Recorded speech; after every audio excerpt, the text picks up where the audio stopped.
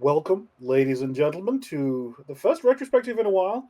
As you'd imagine, with the holiday season and in finals for people and all that sort of stuff, it has been a long while since our last cast in general. So this one's going to be probably a little bit more rough around the edges than even usual. Certainly for me, because I have done no notes for this. We are going in pretty much blind, and it's been a while since I've done Jamie's arc, so It'll be fine. It'll be you'll be good. fine. It'll be fine. First video of the new year. What other way to celebrate than making it we're, the worst we're, one? we're doing it live. We're doing it We're live. doing it live. It's okay. The retrospectives are supposed to be. We don't read everything. We skip forward. We point out stuff that we missed, or that I'm sure there will be plenty. now that chapter 50 has gone by, things that were like, oh, more Crow, Kieran, Yes, Sarah I'm sure that shenanigans. son of a bitch counter will increase precipitously. Hasn't in a while though. I will say in the last, I think last Well, retrospective, that's I because don't we think was it went up at mostly all. been focused on Jamie's. We're in Jamie's arc now, right? So once 15 concluded and we got to 60 centimeters, we focused more on Jamie, so there's less of that for now. Yes, that's true.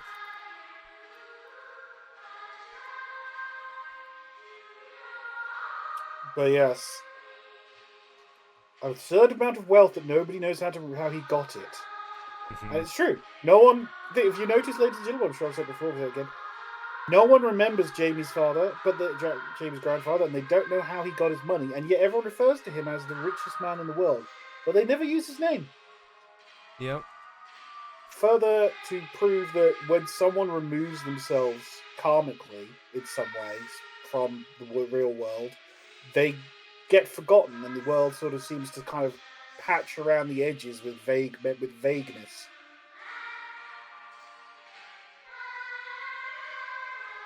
But yeah, this is Jamie being like her own inner demons talking to herself.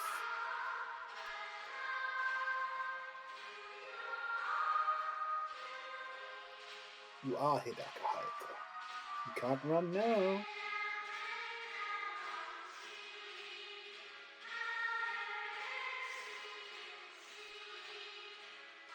But it's Jamie in a despair spiral. We get in many ways, this is some of her lowest points in this chapter and the chapters to come. I will say this. Actually, that's a good point that you're bringing up. I think this is because I don't think Jamie goes down from here. She only goes up, right? Only in the final bit where she's mid Sakiko transformation. Then yeah, but that's a slightly different Yeah. set of circumstances because that's kind of being done to her, whereas this is her doing it to herself. And it's also introducing Tsukiko as like her own like entity, right? Isn't that when she's being born technically? Yeah, when Tsukiko is forged. But yes, it's Crow talking to her there. Possibly it's some of her most sadistic. Like this is Crow at her worst in some respects. And some will say that this version of her is perfect. That is the hottest version. Yes, we know how the Crow cultists work. We are all intimately acquainted. And as much as she's being a bitch about it, Crow is right. Jamie has been very deliberately kept in the dark. Crow's right. Crow's right. Crow is never wrong. In some senses, at least. Like she's, But here we get Mizzy stepping in. It's not about the money. It's not about the power. It never has been. You are who you are for a reason. You're the only one who can do this. People keep telling you who you are. It's really worth noting that this whole sequence encapsulates very much what CJ is currently going through in the current chapters. Mm-hmm. Yeah, I mean, this complete sense of who am I, what am I, if I was I born at a, it just really furthers the narrative element of being the mirror. That both of them would have the same sort of thing, considering what we know now. Yeah, they are their mirrors, right? Mm-hmm. They are their own mirror. They are mirrors in powers. They're mirrors in spiritual, like constellation wise. There's a lot of that. Where is Jamie when she's having this? Is she dreaming? This is because we're not on the other side yet. I didn't think. Or is this? Oh, John playing gently in the background. I can't not remember where Jamie is at in this scene. I'm sure it'll become clear. I think it's kind of like when they go, because this is just after they go to see Crow. Mm-hmm. We did go back and look So and see where we left off, just to be clear. I just yeah, don't remember where Jamie left off. Because Jamie was not the last thing that we saw in the last chapter. but notice the purple name for Hayato, and yeah, I mean, which is true because Mizzy is a Hayato in a sense, to a degree at least.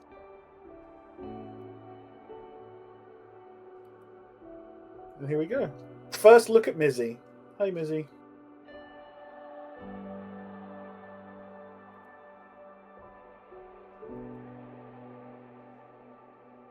Curse you, Anon. I didn't think I was going to have to do anything. Damn it. It's fine.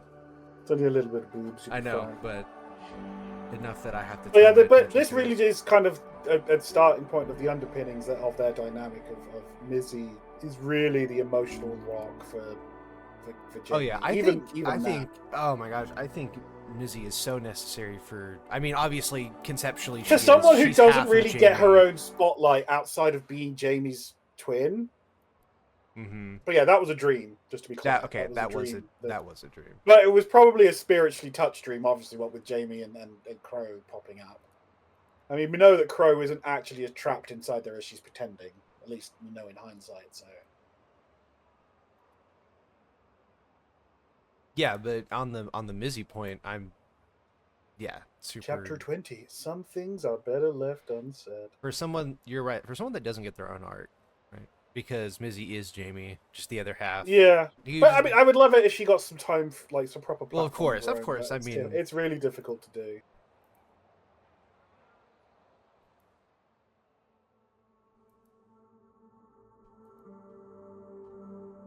I don't know. I don't see Jamie fans often like fawn over Mizzy like they do with Jamie. And I would argue I was going to sound like I'm being an asshole when I say it, but that's because Mizzy's too sexually and confident and forward for many of the Jamie. Because most of the Jamie fans thrive on her demureness and girliness, so which is fine. It's totally valid, I might add. But like, and Mizzy's kind of the inverse of that, so it's naturally not going to be that attractive to them by comparison because it's not what they find attractive. I don't know. I think Mizzy really compliments Jamie with a lot of stuff, and then because I mean, that's kind of the point, right? I know, like, I know. It's the point, and we hardly ever see Jamie without her, right? So it's just one of those things where I'm like, but we never see people talk about it. I don't know. I mean, the recent chapters where Mizzy loses Kay and starts to go kind of a little off the rails is the first time we've seen her really embody things outside of Jamie. Wow. Hey, look. It's Anon and Kaz talking. It's Anon and Kaz talking to each other and just nerding out. Did I sound like CJ for a second? She just says the girl who will become CJ's spiritual mirror. Right. But this is just a little bit of dynamic. But the music does underpin that there's a darker, somber undertone to this.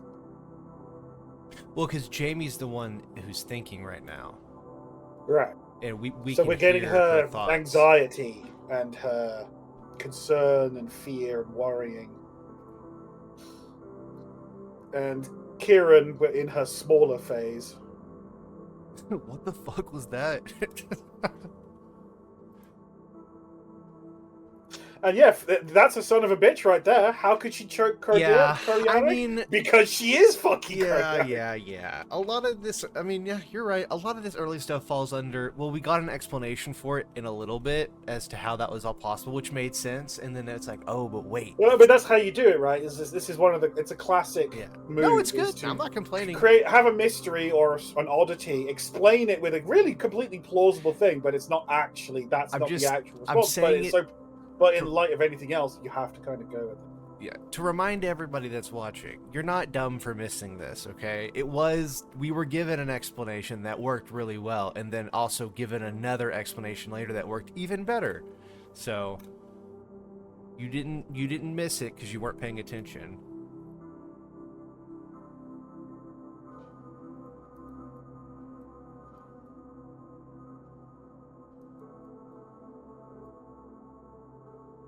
That being what, Jamie?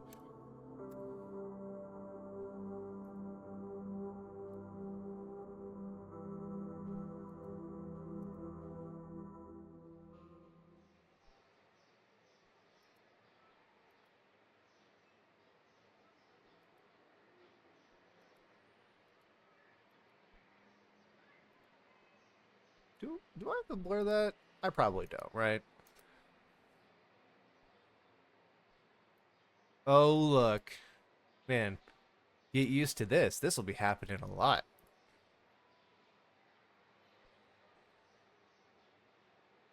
Yeah.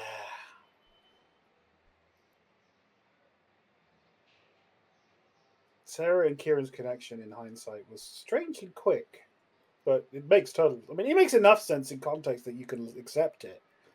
Like, oh, it's a necessity thing. She needs somewhere to stay. She stays with Sarah, and then they grew close that way. Like, there's enough there to make sense of it.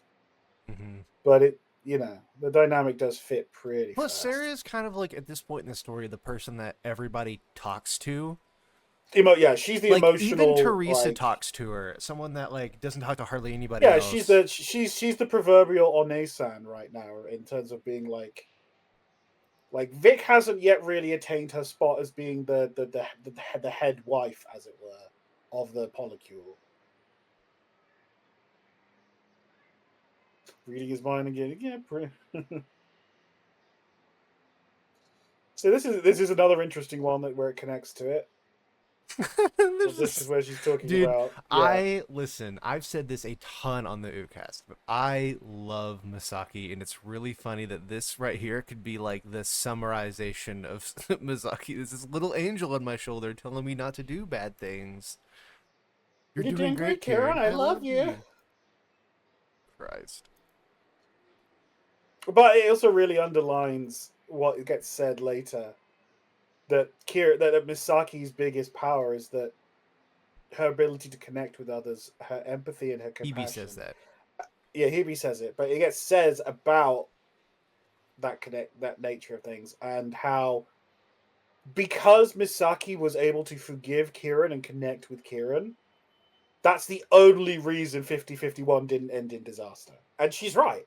Mm-hmm. When you really cut through it all, it's only Kieran's complete trust that in Misaki that helps her get through it all and accept that she's Crow.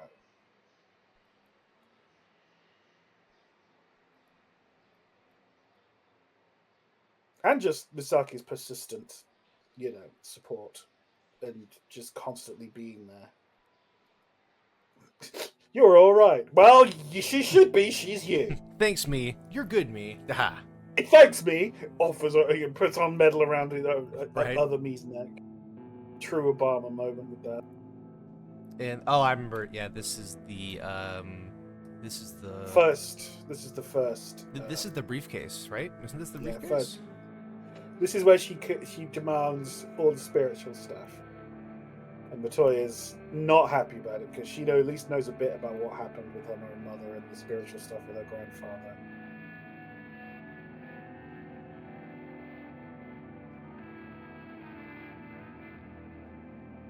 Oof, poor Matoya.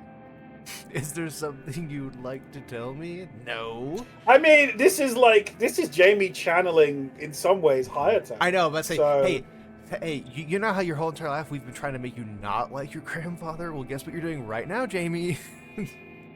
it's interesting to note that we often become things. Yeah, most like you people. can't. You don't need to. Fucking. Nothing good can come of No, it. I mean, But this is also a good example of why hiding things in the long run often doesn't work. true. That's Like if true. they had just told, if she just told Jamie right now what her grandfather was like and what happened, I want to then Jamie believe. wouldn't have done half the things that lead to the later events of this I arc. know. I want to believe that that's true, but I feel like it could have been worse. Oh yeah, it could have absolutely have been worse. Like But Jamie's it's not just. But dumb, but like at this point, secrets are not mhm. things that sleep easily. No, I agree. I agree, and you're right. If she, I mean, it definitely would have been different if she told Jamie everything that's about to happen, or not everything that's about to happen, but all the stuff that she needed to know. But I can't help but think that like I don't know what Jamie would do at this point because Jamie's not like fully there yet. We don't get. I don't know. We don't even get there even after this arc. It takes a little bit. I don't know.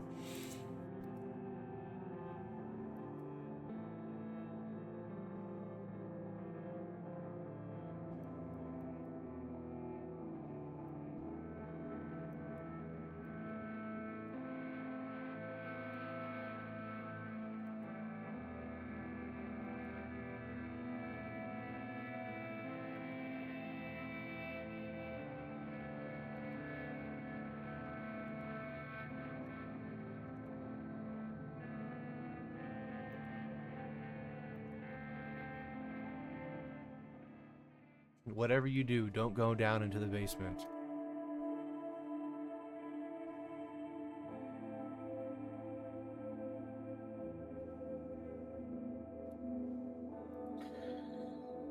See, but at least somewhat goes on. She actually fulfills. Whether it's a direct command, right? Like she can't go against it, even though she probably wouldn't at this point anyway.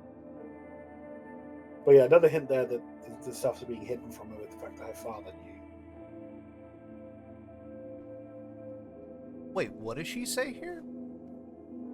In truth, I had no idea where they were until very recently. Even then, I doubt that was their original location.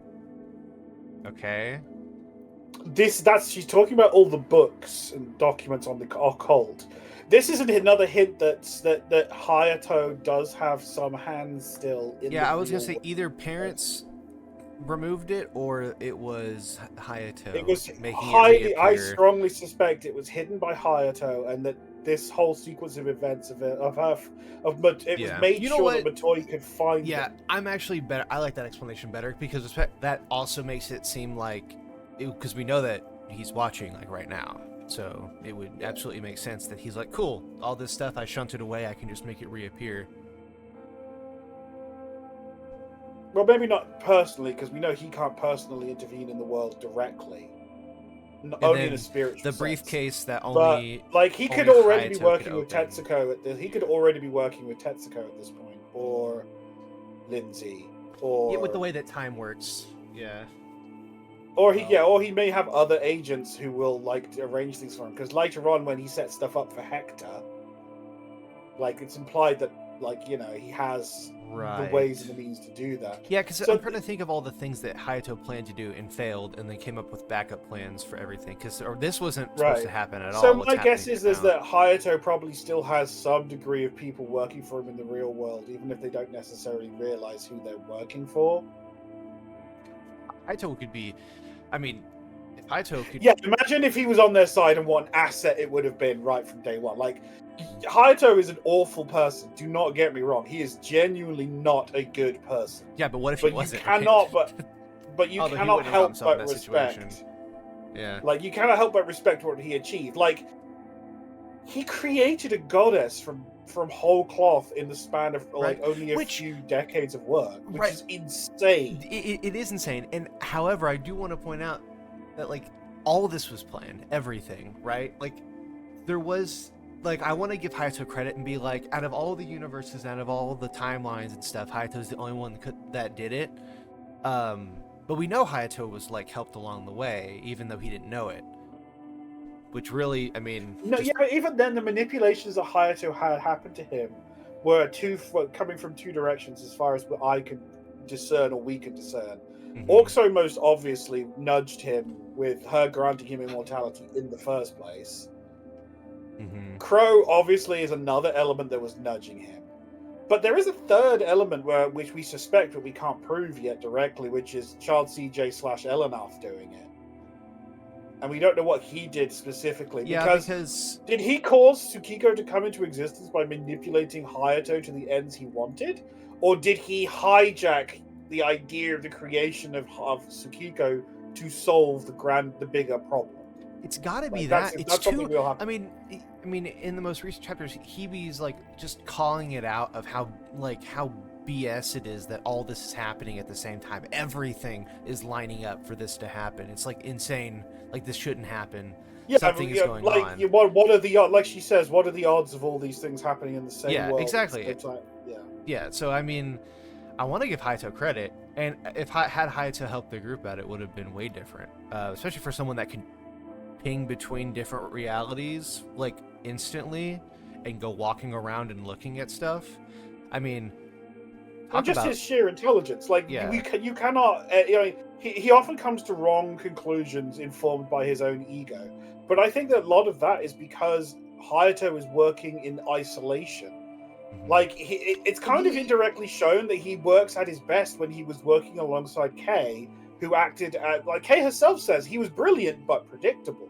And I do really wonder, actually, speaking about Hayato and how he acts now, we've seen how he acted before he became the fucking version of himself that he is now. I just wonder how if his condition has affected how he is, like, I'm not saying he was a good person before. I'm fairly certain. I'm fairly because he certain that his wasn't. passing over.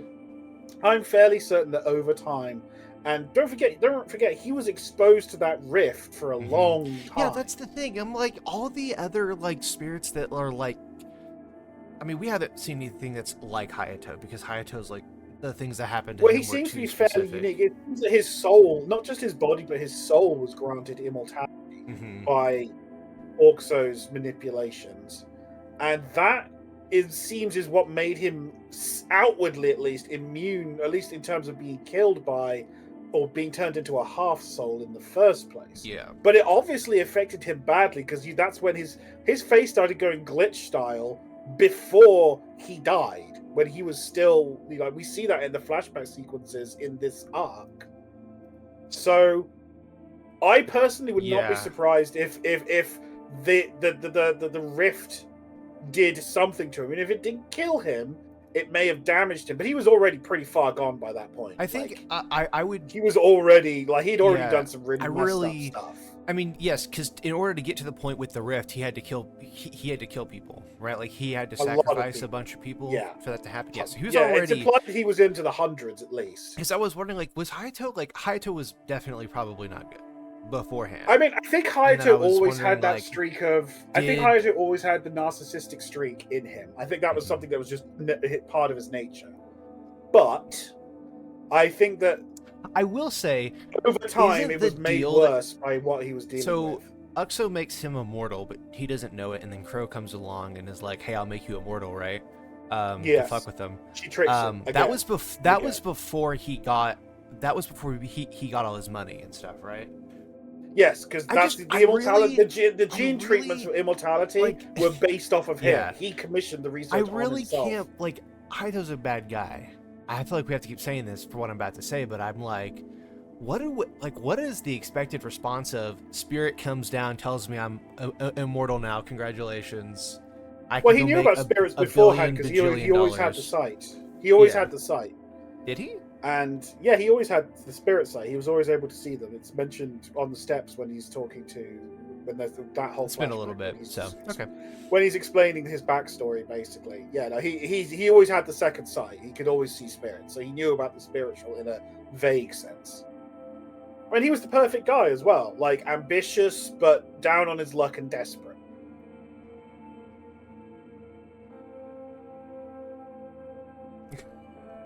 Yeah, Jamie can't speak.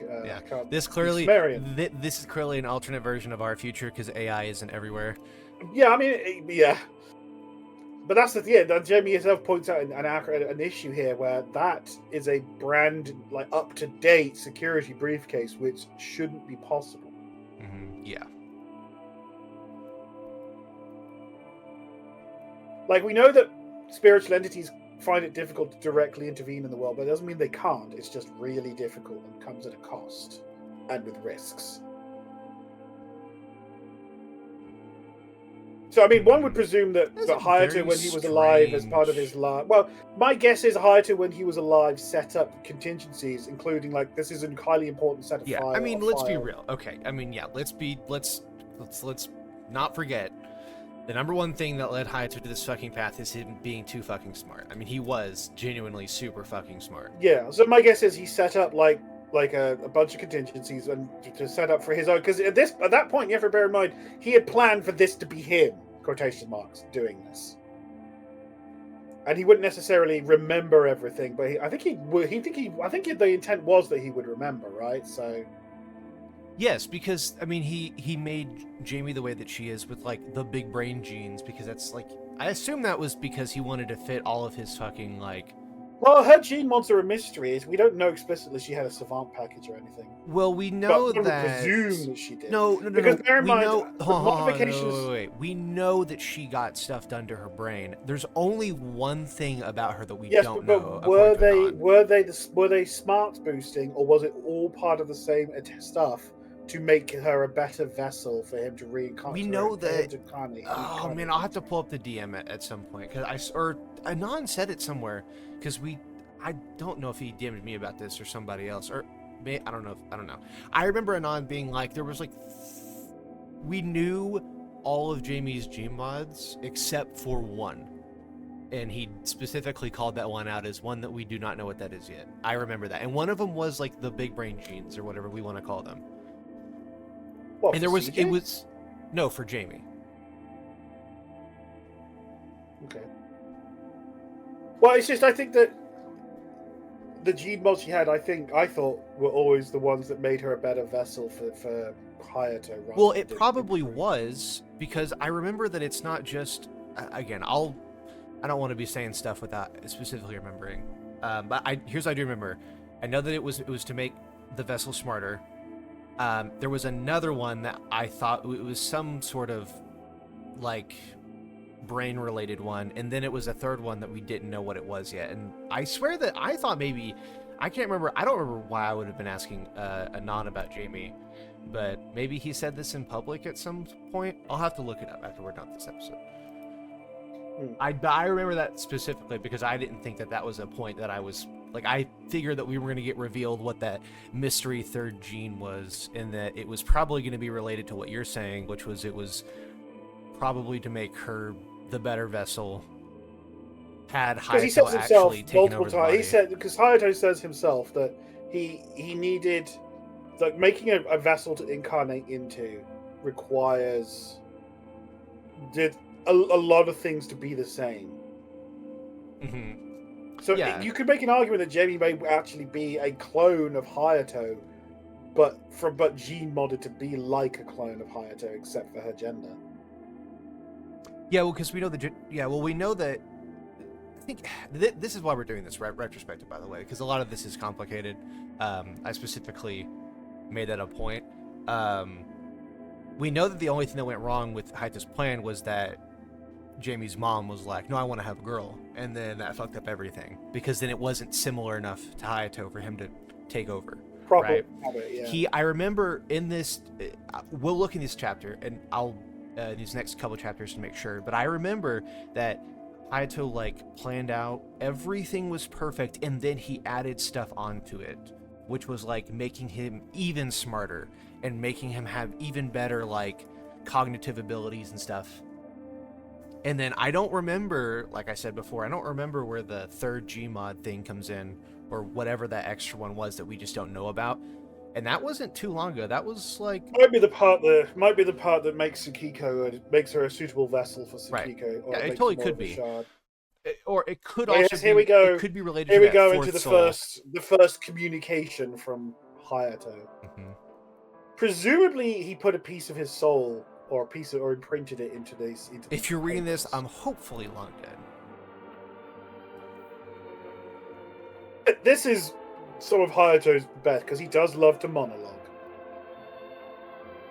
He's both charming and charismatic. Yeah. Charmingly charismatic, like and arrogant at the same time. Like every single time that Hayato's shown back up after, like we're at 57 now.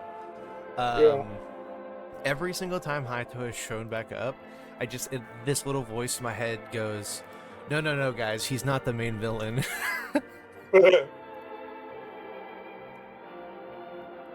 Experience, rather. This is for you, my greatest gift. I am your grandfather, in a way. Hayato's introduction here is really good, though. Anon did such a good job. Yes, he really did. He wrote him very well. I feel like if Anon didn't introduce him as well and write him as well, Hayato could have been a really unfun kind villain. Of a villain of the week kind of joke. But no. Hayato is easily the best villain in the entire story for sure. Well, he's the only villain who's got a face, even if it is not a face. Yeah. Like, the Mara seems to be this kind of collective force. Like, until we get to Niall... Yeah. Well, Niall's, brand new to us, This also really shows this also shows Hayato's weakness really up front, that we get context for later. He just labels the goddesses as an inimical force completely. He doesn't humanize or even try to understand them. What I did... He's like, no, they're evil, they want to kill us and enslave us and destroy us. Which, okay, again, to be fair... That's a whole other thing. Like, we don't know... we know he did something. to be fair, yes, we know that we did it. To be fair, unless I'm forgetting something, he peered in, like, he was a bad person before. He peered into the Ruthless, at veil least. to the other worlds and saw them all get destroyed by these cosmic entities.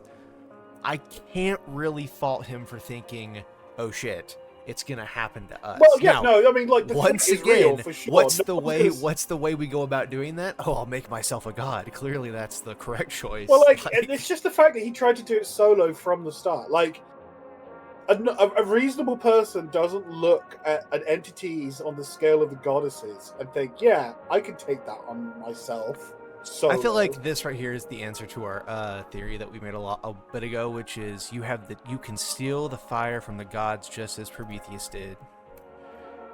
In that, I mean, that was his big plan, right? yeah, I know, but like we could also apply that to because we think that Tsukiko was made from pieces from the goddesses that were taken and they don't remember. Yeah, that is one theory. Yeah, that's one of my. It's the only explanation I've managed to come up with. I feel that fits why the goddesses don't remember. Don't remember, events we see. and then all of the goddesses look at Jamie and are like, "Ew, what? Ew, why do you have a bit of everybody inside? Like some like amalgamation?" And they're like, "What? What am I looking at?" Right? It's just apparently It might different. also explain why Tsukiko's so dissonant with her how alien she is, and especially early on. It's because she's literally got all these conflicting parts that aren't really like that are jigsawed together Frankenstein style. Yeah, there's different types of monsters, you know? Like, they hate Crow for a reason, but they don't call her the same things that they call Jamie, and then they look at Tsukiko and they're like, what am I looking at? Yeah, I mean, their hatred of Crow is rooted in events. Their hatred of Tsukiko is atavistic. Yeah, it's looking instinctual. But yes, here we get to see Kay in her young and sexy form. Not that she excuse wasn't pretty me. hot as a gilf. But... I was about to say, I was like, was there something wrong with gilf form? Kay? No, there's nothing wrong with gilf form.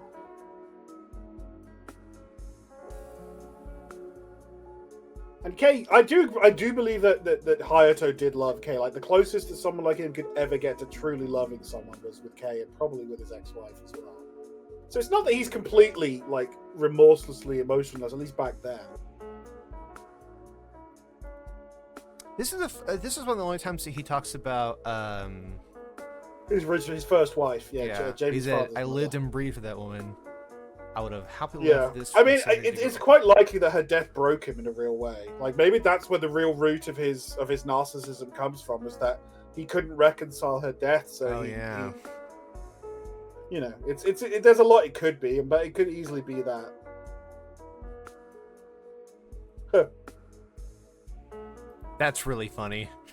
That's really funny. I would have never taken off my wedding ring until the coroner took it off, prick. That's pretty funny. Just do his job, Hayato. Yeah. Yep, these are the steps that he talks to Crow at. Yep. This is it. This is the big moment. I met the devil. Oh, he thinks he's the devil. I mean, hey. Oh, yeah. So, okay. I was able to see apparitions of spirits ever since I was a child. This one was talking to me. Huh. Even then, he's just being sassy as hell. Give you anything you want. Anything. Anything is in my power. Believe me, that's quite a bit. I want my wife back. To be fair, that is his first request. It's not power for him. Yep, there you go. I mean, hey, he loses his wife in the first thing. He's like, I want my wife back. Yeah. Can't bring those back. Try something else. Damn, Crow. See, that kind of underlines my point. He says right there, after she died, he was terrified. I'm so glad we're going back and looking at this. Like, I mean, this kind of all does add some more depth to an already deep character in terms of why he is. It's just a reminder, because we've been, I mean, like, this chapter came out a long time ago, and everybody's been with Hayato since that chapter. He's shown back up again and again. And I think it's important to, go, oh yeah, he wasn't always, power I mean, he hungry wasn't all bad. No, guy. we've said before that his purpose is fine. Like his ideal in terms of like, yeah, he wants to save the world. You don't get a much higher ideal than trying to save the world. But he then uses it to justify some of the most awful things. I was so terrified, I nearly gave in to exactly what terrified me. And that's the thing. He's become just as awful as any of the worst things the other goddesses have done. The only difference is one of scale, because he doesn't have their power level. And he justifies becoming so because... Which, again... the sun, just as she seals the deal with Crow. And I also want to point out, for everybody that was in summer, no less. Because I know some people were like, well, how are we supposed to know that Crow was fucking with Hayato here? Whenever we get introduced to Uxo being like, no, I'm actually the one that made his soul immortal because I knew he was tied to CJ and all that sort of stuff, right? I think with the way this conversation was done, with Grandpa explaining it, because we know that this conversation went a little bit differently when Crow explains it.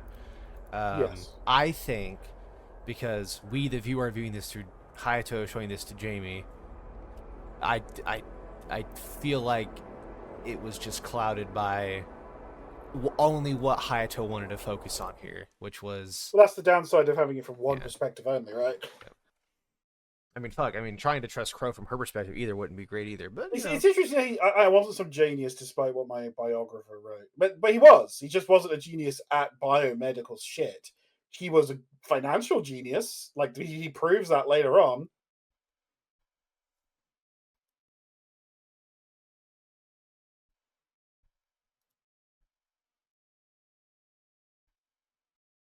And yeah, he became one of the richest men in the world just overnight, because he would be. Like, you go around offering more immortality treatments? Yeah. Yes, our great real estate empire was for show.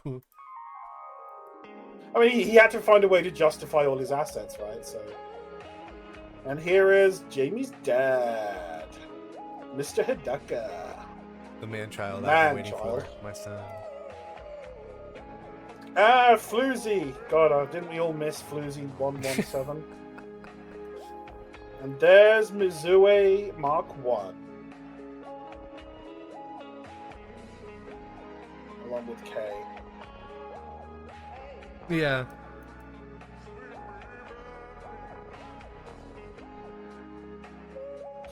So she was over 50 by the time this happened. Yeah, she's old.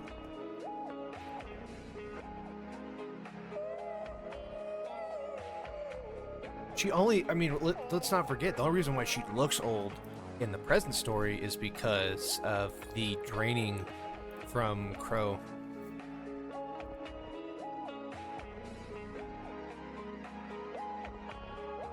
Which makes sense, because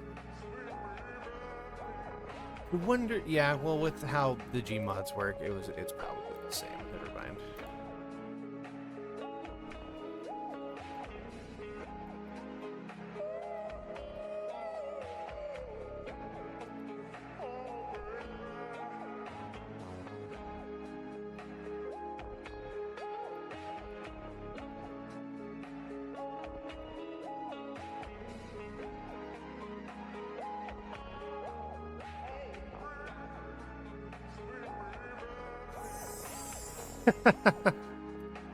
Yep.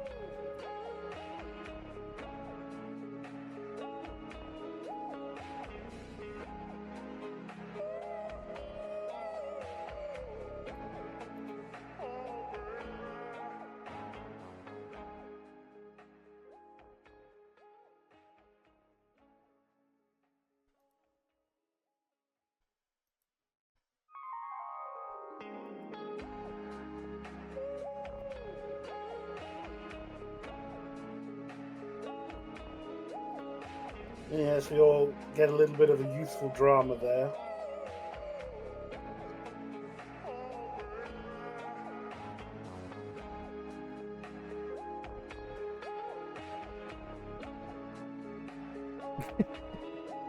Yeah, I forgot how funny Hayato is with his narration. I mean, he's a very witty guy. Like, he's charismatic, he's charming. There's a reason he was as successful as he was.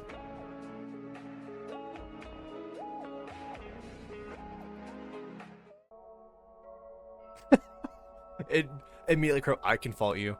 And Crow intercedes in his own monologue, because of course she does. How dare you monologue? That's my thing. There's only room for one villainous monologuer in this cast.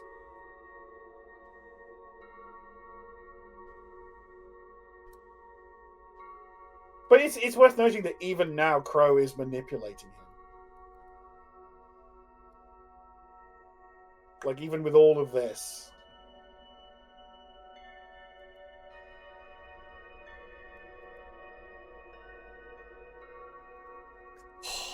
Man. But yeah, this is obviously in the early days of his murder spree.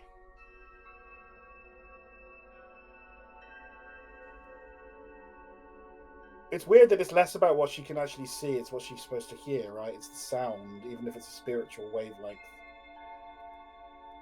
But, like, that's how he does it, like, scaring her like that. And you have to bear in mind also, to create the girls the way they are genetically, he had to do some awful stuff to Mizue to get those results. Because it's mentioned that research was banned because it had so many bad results.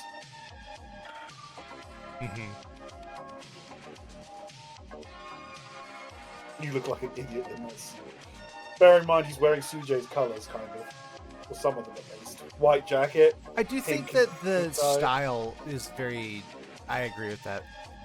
Yeah. But yeah.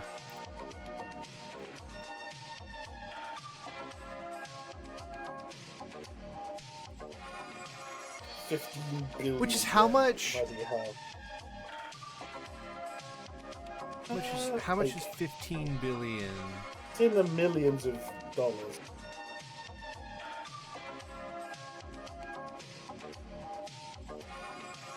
$95,732,250 at current exchange rate. Is that million or is that thousand? That's million. No, I'm pretty sure that's thousand. Hold on, let me make sure. Yes, if you're going to correct me, make sure you get it right. Oh. Google does not want to work right now, so you know what? I'll go with what you said because it only it's $95,985,870 US dollars. Wait, that's not a lot for...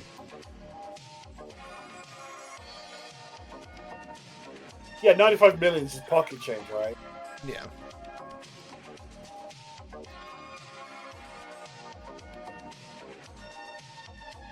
Go knock that girl up, or any girl, I don't care. There must be a line. The purpose I have in mind isn't suited. Preferably putting your overprivileged dick in something fertile soon. Except he doesn't want it to be, one of the maids, of course. Well, no, because they're already modified, aren't they?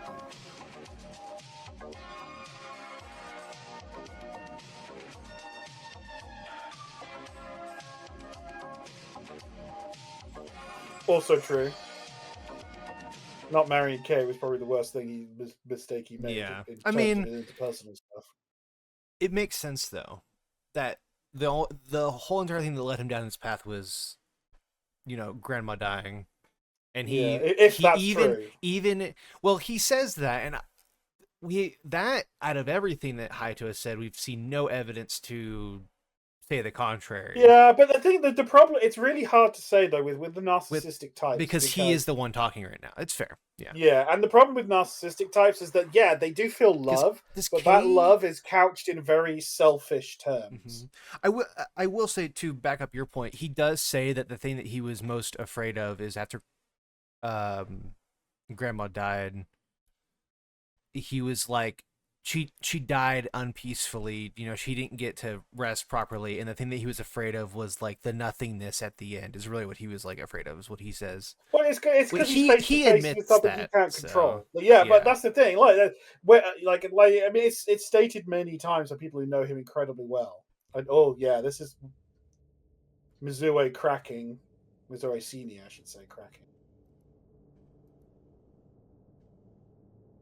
And you can see how much it actually messes with Mr. Haddad, like Jamie's dad, later on when he confesses that walking away here was the worst mistake he made and leaving her there.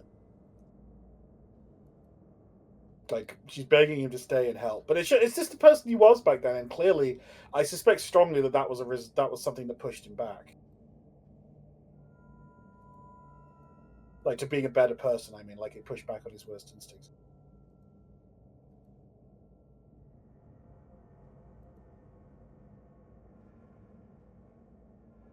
Yeah, he punched a hole in the other side through to another world. I had no. You see, this sounds. I had no choice, Hayato. I thought I could still. Like, that sounds like someone who's trying to rationalize their own mistake. Like, I had no choice. I had to do all these things.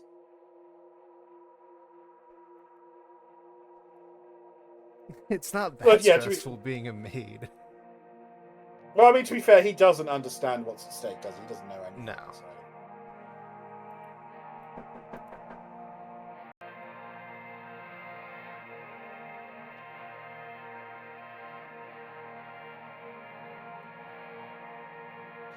Credit to Mr. Hadaka. He does go back and he makes the right choice as well. I mean, it's a testament to how the effects of the spiritual thing, deleting the memories or removing the memories of grandfather Hayato from it all, that like all those, like, it seems to be fairly common knowledge that the maids were murdered in that mansion in the town. And you'd think if that's linked to one of, like, yeah, this would be the equivalent of Elon Musk disappearing or dying, and then it turning out that, like, he was involved in a string of murders. Like, that's not something that's going to be quietly just turned into local legend. That's going to be something everybody knows. I mean, sure, but this would apply to your scenario too, is that when you're talking about that amount of money, I mean, okay, maybe people believe it, maybe it's like the talk of the town, but like, what, there's no proof, you can't prove it, there's no like police action, there's no news about it, like money hides everything. I mean, well, that would depend, wouldn't it, on whether it was hidden or not. Like, we don't know the circumstances of the investigation and all the rest of it. So.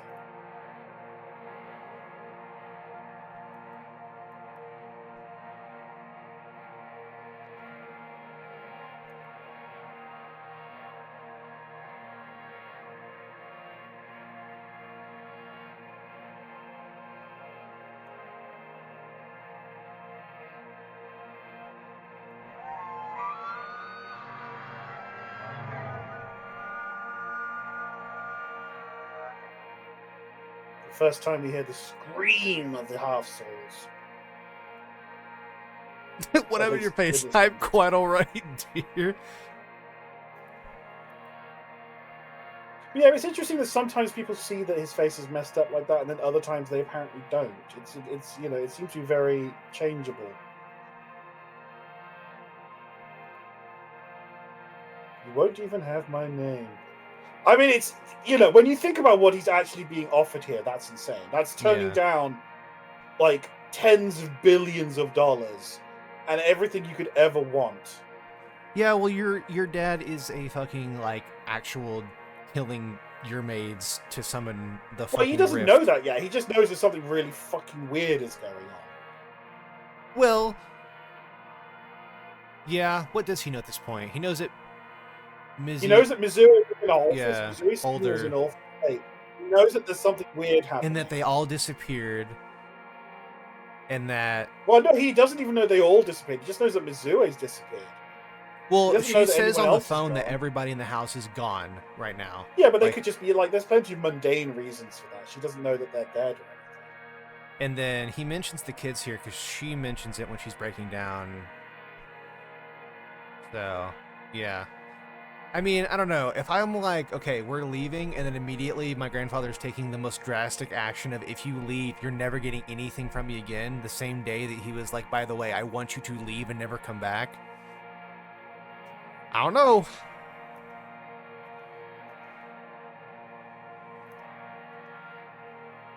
Which I find so funny that he does this, is because he gives him the option, and he doesn't like... Now, what is Grandpa himself gonna do? I don't know. Well, at this Nothing. point, he's already set the wheels in motion for his own death, so I don't think he cares. Yeah, but he's gonna like, have enough. This is the guy that programmed all the maids to be the best fucking fighters on the planet physically, right? No. He didn't set them up to be fighters. That was training. He made them physically superior, but they were just meant to be sex dolls. They weren't meant to be soldiers. Yes, I know, but the point is that he could have absolutely stopped him here if he wanted. Is my point. But the maids aren't there yet. Or gone after him after this. Well, he's not going to hurt his own family. He said that many times. Sure, but he doesn't need to harm him. He just needs to take her back. Yeah, but he's going to have to fight his son to do it. He doesn't want to hurt his son. This is the guy this is the guy who went out of his way to hire an interdimensional hitman. I'm really not. I don't think he'd kill his son, but Hayato, like many narcissists, this is true of many narcissists. Like, narcissists often have big families because they see that their family, particularly their children, as an extension of themselves. They're not going to hurt them. Mm-hmm. Hold on, real quick. I just am not surprised that he left here as well, because this is the same day that he's like, here, how much money to get you out of my life, right? And then... Oh, no. That money earlier was to pay off Jamie's dad's debts. That was to pay off his debt from his failed business. It wasn't anything else. Well, no, because he didn't want... He wanted him to have a kid and then to fuck off, is basically what he wanted. No, he said you can fuck off as long as you have a kid. He didn't say I want you to. He just doesn't care. Okay. Well, okay. Okay. But anyway, my point being is that he says all that stuff. Here's a bunch of money that you want, and then that's all you're getting. And if you leave with her, I'm not going to give you everything. I'm going to give you everything. No, you're going to cut out. He cuts him out entirely if you leave. If you take her and leave, you lose everything. If you leave her behind, I'll sign over everything to you. Yeah, which he wasn't going to do. Yeah, well, no, but he doesn't care. Like, what he hasn't planned for that stuff doesn't matter. Because bear in mind, giving it to him doesn't mean anything, because he's going to hand that, because in his scenario, that's going to get handed to him in the future anyway when he comes back as Jamie. Mm-hmm. So it doesn't cost him anything.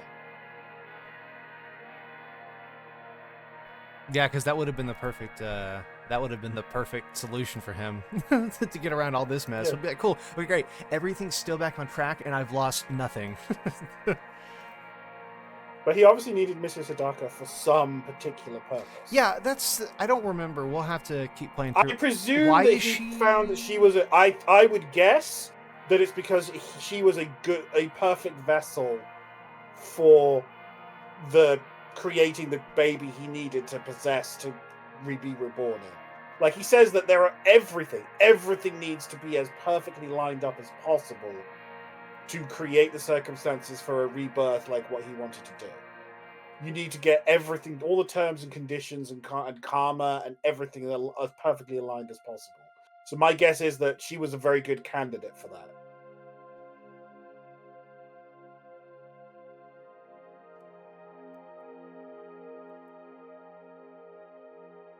But again, he has a surprising moment of humanity here where he's like, he was impressed by his son. But even then, what he was impressed by was his son saying no and standing up to him, which is exactly what a narcissist would want. They would want their son to show the same traits they consider to be strong traits of confidence and decisiveness. Mm-hmm. So even in that, compliment is tainted by his mentality.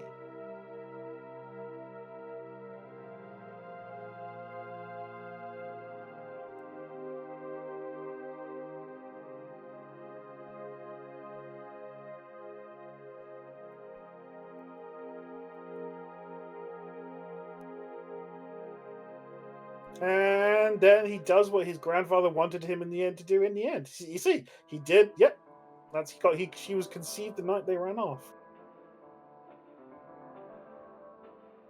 Unwittingly, of course, as is his nature. I was gonna say. Such a fucking very funny line. That side away. But I've been a bit cryptic about that, haven't I? Dude, it's like he wrote you as a character. It's insane. Hey, how dare you? Just joking. Wow. I'm just Wow. joking. Wow. Anyway, we can move on.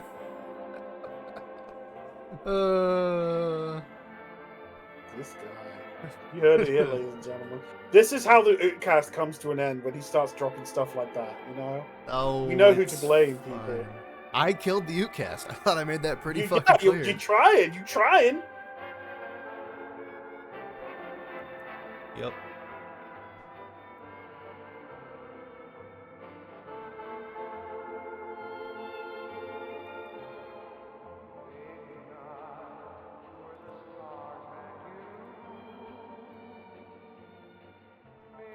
Yep.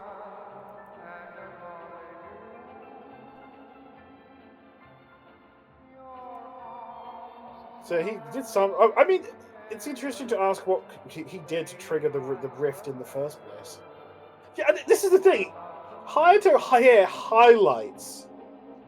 I was just one man. There was no one else that could help me. It's like that's not true. I feel like, Like, yeah, I feel like he didn't look hard enough or something. Like he there's says that, like, plenty of I people that could have understand. helped. Like I understand, like the limiting factor, which would be someone that can see what he can see, which we know exists, but like very few, right? And then somebody that would be willing to help him, and like I guess Well, the go to the Fae. Go to criteria- find an entity like Prince. Well, the Dana. Fae. Okay, to be fair, the Fae probably wouldn't care.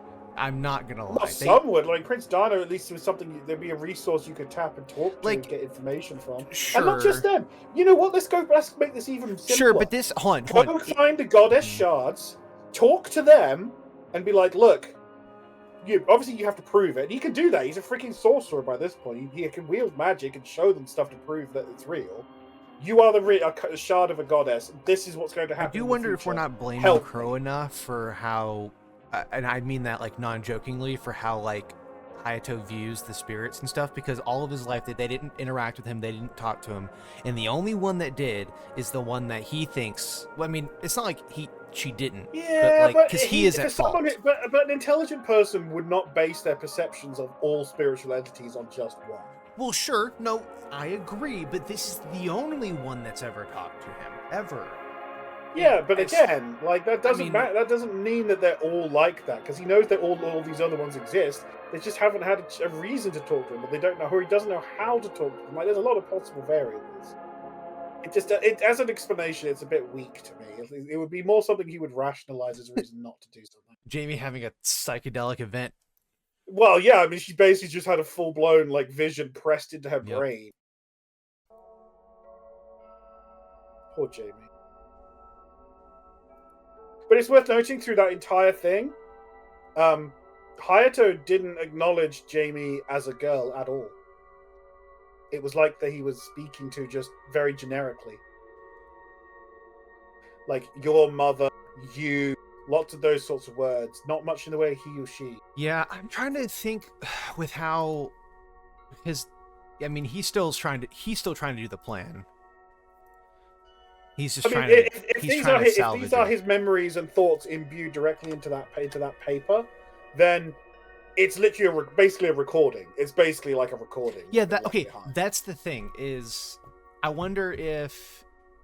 Well, I don't know. I feel like we think that Hayato has enough power to affect things now that he like this is after his plan has fucked up because he didn't immediately reincarnate into the baby. We assume that he made everything in the briefcase like after that while he was dead, because it all just appeared randomly. Why wouldn't I don't know. This is why we're playing this, because I don't know why he would go out of his way to, because isn't his plan here still to get Jamie to ascend? And then... Well, no, because that was the change. His original plan is that he would be the one ascending. Yes, but by having Jamie ascend the way that he wants to, which doesn't happen at the end, we know that obviously. What changes? Like, he doesn't control her now? Or, because I cannot remember. He never did after this point. Like, yes, the moment I know, but it came out as a girl, his control was lost. Yes, okay, so yes. So his original plan failed. He's not going to be in his new body that he makes, right? Because of the shit, like, because of them wanting to have a daughter. That's what messes that up. And then Now with this whole set of events, when we get to the end, when Jamie becomes Tsukiko and Tsukiko is born, right? Yeah. They refuse. They what I can't remember what happens that like pretty much like foils Hayato's plan here.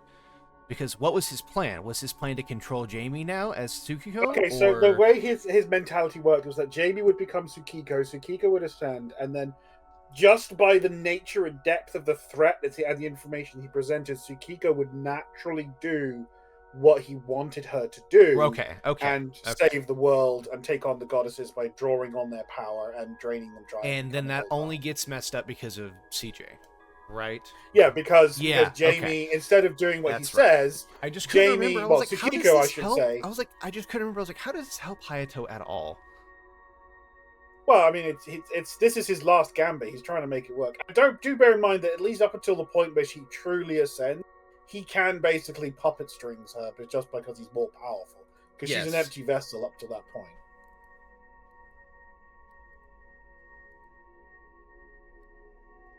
Yes, all the doors have locks on the outside. That's a totally reassuring thing to find in your basement. And Papa Hadaka, who apparently got used to some explosives to blow that stuff up. Yeah. Are we carrying on? It is like right at an hour. We can do another chapter. Want to do another chapter? We can do another chapter. I don't mind. Let me go ahead and cut this little bit here then. Mm-hmm. Let's see. So we're at the new recording. And it's like 15 minutes in. 15 something. Okay. Yeah, we can just move on like we didn't do anything. Mm-hmm. Okay, going into 21, but that would be the end of 20. We didn't really linger on that one because it's a fairly like liminal chapter. Chapter 20 is it's mostly just her experience in that vision. Yeah, and of course these chapters 20 and 21 are usually the longer chapters. However, with us not having to read everything, we are able to get through it a little bit faster. Also, we're not bogging down with a third person talking stuff as much. The retrospectives are supposed to be a quick recap. Yeah, of stuff. quick recap and just sort of like, you see how this connects to that, that connects to this. And also an opportunity for us to wax lyrical about more esoteric elements of character and plot. Yeah, I love having guests on. The last episode we had with Omi was awesome. I think we have Kaz on for 58. We do have Kaz lined up for 58, yes. But yeah, the ones that we have guests. He said on, he can't hurt us anymore. About that. I really wish that were true, man. He's out of tricks. He's got to be.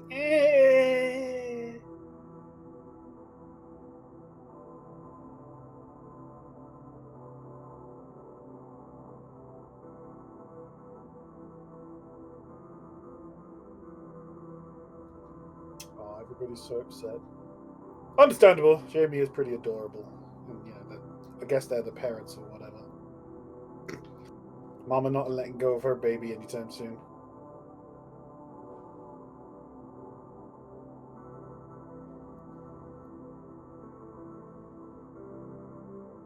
And Jamie now doing a quick explanation that they had this vision. Right. Well, I mean, I always try. And then Mr. Hadaka's like, "Oh, you saw me then, huh?" I know. Yeah, he's like, "Yeah, did you?" It's one of those. You didn't see me do anything else, did you? Rings you'll use, right? Like, right. Oh, I saw those pictures of you, Dad, when you were dressed up in Bleach cosplay from when you were 14. Oh my god! Is that something? Can you imagine? Is that something that we need to talk about? Don't you talk to me? What do you mean? I would never do such a thing. It's okay. It's okay. It's not like I would never make up my own Bankai name or anything. That would be just really sad and cringe. I have the same thing for JJK. It's fine. We can. It's okay. Both, we all do that. We can both admit we are cringe and then move on. Move on. Wait, but you only got into JJK lately. That's okay. No, you know what? It's fine. Let's move on. Well, no, it's been out for a bit. Yeah, but not that long. I mean, It's true. Anyway. Is Bleach But yeah, still no, going on? dragging us back on subject.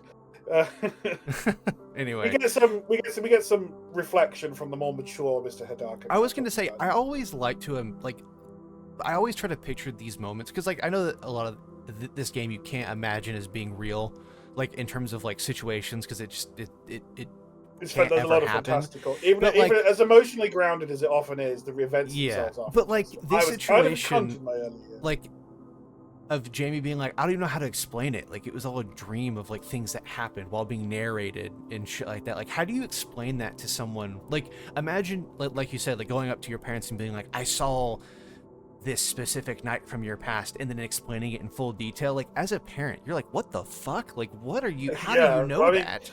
Then again, there's at least some awareness, at least in a very peripheral sense, that something supernatural was going on. Yeah, because he knew. Like he doesn't specifically know what's going on, but he was like, okay, something is going bizarre on. Was happening, and something really weird was wrong. He buried it. He tried rather than deal with it, which was probably the right choice at the time. But so yeah, when we cleared the area, found you locked them in executive cases to make sure they didn't leak to the public. So I should have figured whatever the hell those actually are. So I wonder if that was a compulsion put on him, because it's an odd thing to do. Like, yeah, I was wondering, why not like, just destroy them. Well, because Matoy makes it sound like, so I have, regardless of who moved this stuff, Matoy made it sound like they're where they were currently wasn't where they were gonna be when she tells Jamie, like, here's all the stuff that we had, which made me think like they weren't there until Jamie asked for them, and then Hayato made them reappear. Now, of course, he's like, I put it all in that fucking suit, or in that suitcase, right? In those two cases. In those two cases. But then how one of them ended up, at the penthouse, as we'll see later, and then the other one, first one, was apparently just appeared where they knew when she went looking for stuff. There's obviously Hayato being able to move stuff around that, like, very small seems fine, especially because it fits. I think that's within the reasonable bounds of his power, especially being at this house, it being so close to the rift that existed or still exists. And there's also a school of thought here that we know that the goddesses can't intervene without massive negative consequences. Mm-hmm. But that could well just be a result of how powerful they are as an entity. It's like a titan or of a giant, right? Mm-hmm. If he touches something, just because he's so big and strong and powerful, he's not going to be able to pick up a tiny glass jar safely, right? With his.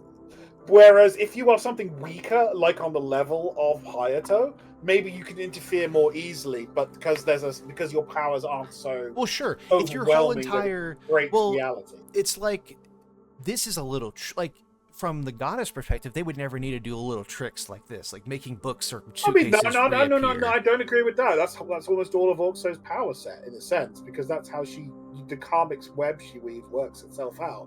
Is manipulating stuff. That's literally what she gets Hector to do. Yes, specifically though, like Hayato being able to do that in the way that you explain it, because he's not a goddess, not all powerful, him specifically causing that stuff to reappear, makes sense. And it also follows the Or just move its position from wherever it was stored to being somewhere where it would be found. Yeah, but it also stuff like that. It also follows the Oot logic, which is the things that have happened in the real world, not the other side, that have been magical time in reality is linear in the sense that anything that has happened in the past always happened in the past, mm-hmm. and you can't change it. Yes, but what I mean is whenever there's been magic or things happening in the real world that have been involved, Oot has been very specific in that it's never been big things, and except for the storm. Sure, but I'm talking specific actions that the characters take, like Mizzy appearing out of nowhere, or but even that was a restoration, right? Like she always had a twin. That was restoring, right? But it's a fit. But my point in bringing this up is that it's a physical thing, and it's not just a spiritual thing. So it's like Mizzy reappearing and having a body. CJ and Leah teleporting, right? Like, there was another one. We could. I want to count this as if we assume that the suitcases like reappear, right? Like, okay, boom, the suitcase is materializing here for Matoi to find after wherever they were. Stuff like that doesn't happen very often in Oot, and this follows the track record of like, okay, cool, so Hayato is powerful enough to move things to a different location for his own goals. It's a very small At least trick. if they're not attended, yeah. Yeah, it's a very small trick. It's not like super useful. And it's already stuff that's already, things. and in this case, it's stuff that's already tied to him as well. It's stuff that is like, and we know how the theme of connection in Oot is very important. I mean, who's to say that he could just make that shit happen with whatever he wants? We don't know. I mean, that would just be up to. I don't know. He's able to affect phones and stuff later in the chapters as he's figuring all that power out, so it's possible. Yeah. He's basically capable of a much more subtle touch compared to the goddesses.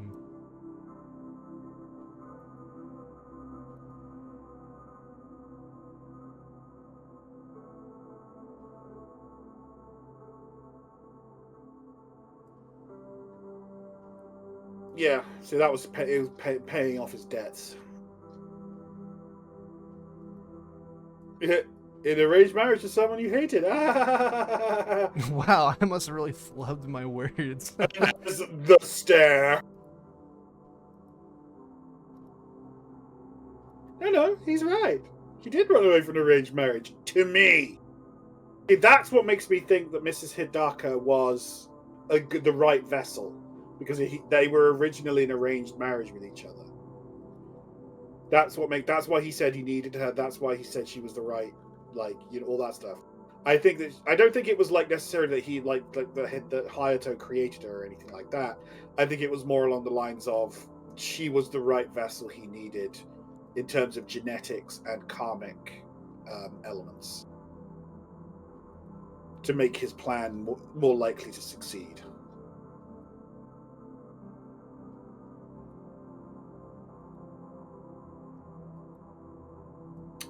Toys, very emotional girl. So sweet, yeah. It's easy to forget that she's the leader of the group of maids. And some people say that Oot doesn't have a lot of good male characters. It's got a lot. You know what? No, you're not going to draw me into this again. I did this rant in thing already. I don't need to repeat it. It's so easy though. No, it isn't, because I just stopped you. Did not bamboozle me. Yeah. Don't worry. We'll move on to the next best one, which is Kelly. Clearly. Yeah. I mean, Kelly's pretty based. That base jumping. I mean, hey, listen, Ashley's side of the family is very non-drama, and he's like the perfect representative. I think the biggest drama on Ash's immediate family circle is just how much her sister needs to get laid. Oh yeah, I forgot about that.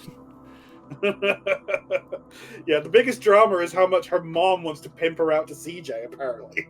Yeah. Gosh, back at when times were simpler, Newt. Jeez. Yeah. But yeah, this is mostly just a lot of dialogue about Jimmy's dad. Yeah, we like I said with Retrospective, we know all and this. The darkest secrets. There are things that we want to clarify though, because this chapter, I swear, I said this to Rayze. I was really worried about covering these chapters because these chapters are the ones that get talked about almost like every other month. Somebody trying to clarify something about stuff that goes on in Mega Sweden or the stuff with Hayato. Yeah, particularly the end of this arc, because Tsukiko is such a key character because she comes in as an outsider to the overall meta story. We've Elenath and the goddesses, and she's such she's a real mystery in a lot of ways, but also incredibly important. I mean, we didn't even think about the fact we had no idea whenever this chapter or this arc ends that Tsukiko is made for a reason, in conjunction with all the other goddesses to prevent something that happened at the very beginning, with the whole. At least we presume, right? It only makes sense for there to be. Why would you create another god if everything failed last time, right? We assume that now, having played up to the recent chapters, that Tsukiko was made so that way the shattering doesn't happen again. Yeah, That's I the mean, current theory. the fact that if assuming our theory holds up and Tsukiko's role in things is to prevent another shattering, it does open up the question of I mean, it makes sense. how convenient it is that some entity comes Yes. into Oh. existence. Like, was that itself arranged, or is this a happy coincidence, or was this like No, I an mean, outside force like pushing buttons, or like it? Like, there's so many questions still around that, which Hebe's I'm sure is the point. Hebe's introduction into the most recent chapters has been her poking and prodding at the audience and the characters to be like, hey, by the way, Yeah, do you really most of the think time, that yeah. this was all like coincidence? Like, I mean, she basically calls that out with the I mean, Sarah thing. we've got like we already kind of know to a certain extent that Child CJ has been manipulating events. We know that from Vic's arc. We know that from Teresa's arc. We just don't know the specifics as to like. Yeah, we don't know. And we don't know if it goes even further than that. Was Tsukiko planned the instant that the shattering was going to happen? Because, you know, Child CJ goes on a. Was she the last? Yeah, or was this Child CJ discovering Tsukiko's existence and then basically hijacking that? Mm-hmm. Hijacking Hayato's plan. He sees how it could work and is like, that's brilliant. Because we know how can time do this, works. this, and Things this. like fall backwards in place, where it's like, okay, Yeah, so like, he you can't sees go back on your own this is timeline. going to happen, and then a bunch of other things happen in the past that allow it to happen, sort of situation. Yeah. But we also know that Child CJ intervenes at several key moments, like saving Vic's life and his claim that he didn't plan for it to end up like this, right? So that to me would possibly more likely indicate that it's not the Tsukiko was not the long-term plan, but was a opportunistic solution that he wants to try and fix everything with. But yeah, Jamie did need that talk. That was a nice chance for Jamie to clear the air and get some, honest communication with her parents about the past of the family. W to Jamie's parents, because they haven't shown up like after this arc. I don't think at all, but like they were pretty important, and they handled things pretty well. Yeah, functional parents in Oot. That makes them the only other functional parents. Yeah. Well, I mean, them and Ash's parents. That's it. Yeah. And even then, Ash's parents are a little. I mean, they're not exactly conventional. Yeah. Everybody else's like, parents are like dead. Unironically, not be surprised if there was like a side story at some point where like Kelly and CJ like, freaking double end her mom. Like, like I'm just saying, like. That wouldn't shock me that they would make that offer to CJ. Yeah. Like they wouldn't even blink. If this was pre-chapter 50, I'd probably agree with you. Yeah. I think we missed out for all the fun trope stuff. Now it's over. Right. We can't go back to being just another AVN, guys. I'm sorry if we were ever that. But yeah, this is a very sweet moment. Matoya, seeing Matoya as a big sister. It's not like Anon has a giant Onesan fetish or anything. No. Not like the rest of us do, either being here or anything. No. Yeah, yeah, definitely attracts the same type of people for sure. It is okay. I know this is a paranoid Just moment thing. Super funny because this is a paranoid moment thing for me. But I was thinking about something that Late Night said ages ago in his thread about him being kind of paranoid about Matoy, and I have to say, to be entirely fair. That moment just there and a couple of others, Matoy is the one who suggests that Jamie goes to look in the penthouse. So I was thinking, what if that there is some truth to it, but not in the sense that Matoy is working against her or there's any malicious intent, but we know that Hayato is involved in the creation of the triplets. Mm-hmm. What if he just was nudging her there mentally? Yeah. Because we know he can implant suggestions. He does it to Jamie in Kieran's arc. I think I agree with you. I think it's the same thing that when Tsukiko gets revealed here, and then the chapters that lead up to like her doing the like body swapping thing with like Jamie and stuff, right? I always thought that like Tsukiko, like I don't know, maybe it's just because of how Anon writes her and how she's supposed to be, but like anything related to Tsukiko, was always giving me like red flags. I was always like something is weird. Well, Is she's going on. deliberately written as a very alien and very strange Right? entity, so And it's natural. that's what I to mean. be Like it paranoid. could be nothing, right? But like, Well, for I you mean, to maybe be that's able the to, back door that Hayato uses to like monitor Tsukiko, Right. so he knows when to pull the yeah. ambush So that's with kind of them in Kiran's arm. that's kind of what I mean. Is like I agree with you. Like there's like I agree with the Matoi moments here being like that's a little strange, but like Matoi is a very complicated character with all like she's directly related to everything that she's talking about in like Hayato, so like it makes sense. She hasn't done anything to, you know, prove me wrong that, like you said, like we don't think that she's, you know, working for Hayato or anything like that. But the influencing thing, yeah, I could definitely see that. Same thing with like, although I will say she doesn't do that. She doesn't have moments like that anymore, right? Matoi, I don't think she does. No, not since Tsukiko ascends. Yeah. Which to me indicates that if that you know, it's not something that he can easily do. I mean, he does that nudge with Jamie in Kiran's arc, but even that like right, because is presented as being like Tsukiko says that she closed those channels now. Like it's not something you can do. I can't remember what causes Jamie to go back. When? To the house. Oh, which you'll see. And yes, Jamie is about to walk in on those two, so that's something else you're gonna have to cut. Fine. Jamie about to walk in on yep.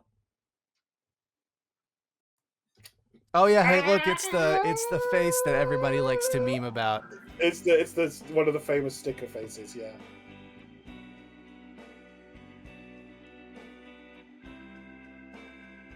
And then Sarah, of course, is suffering I say suffering, enjoying the recoil. I'm doing pretty good right now. Pretty good. Is this the first time we see this from Sarah, or has this already happened? I cannot remember. It's kind of implied before, but this is the first time we get it quite so viscerally. Oh, fuck, I forgot.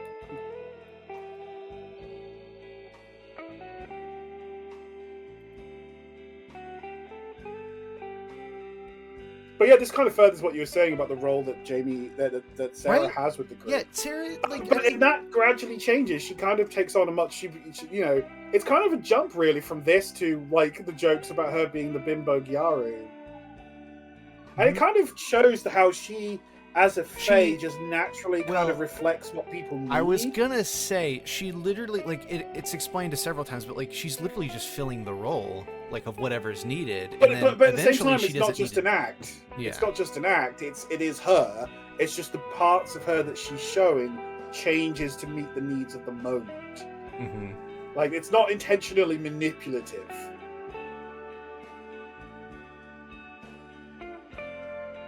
It's in a sense it's a sort of like chameleonic personality thing in a sense, but in a very benevolent way. Are you jealous? No. Why would I be jealous? Blah blah blah blah blah. Oh, Jamie. Yeah, this is really when Jamie's self-esteem is the lowest. Sarah's right though. Not that anyone should be surprised that I take that. Like this is trying to turn this sort of thing into a zero-sum game is just not how it actually works. I mean, not practically, but even if it does emotionally, just because that's how we're set up culturally.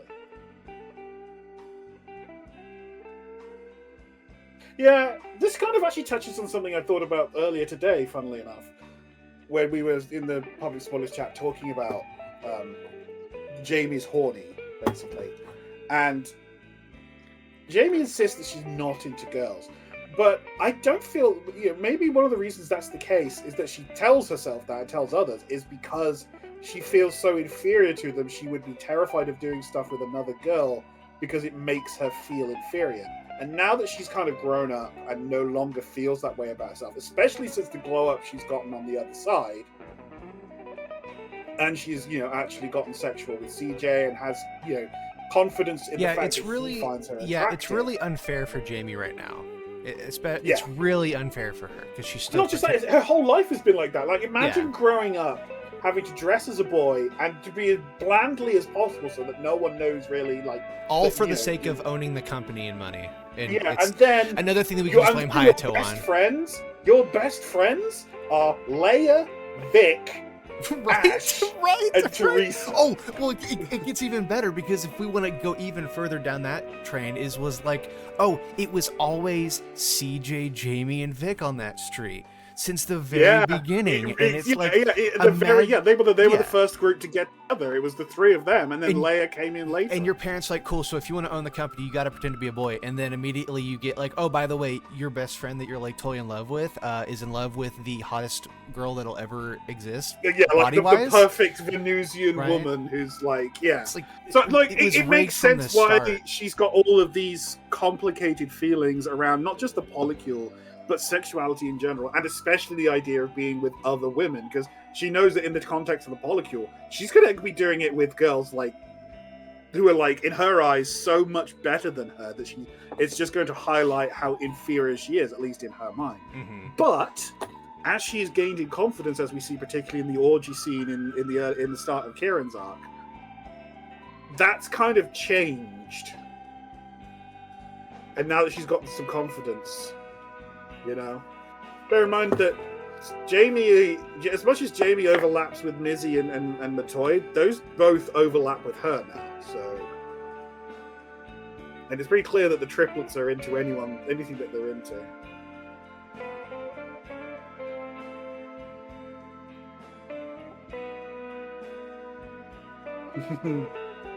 I do not remember this conversation between her and Sarah. Yeah, it's kind of one that kind of goes by quite quickly, to be honest. But it's just kind of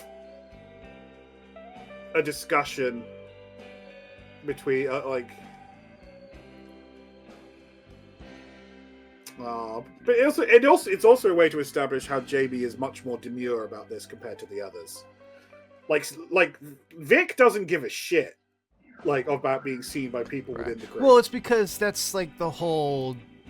Yeah, I mean, yeah, that's kind of like the whole. But the irony of that is Vic doesn't care because, at least in part, because she thinks so little of herself that she doesn't see herself as being worthy of people liking her.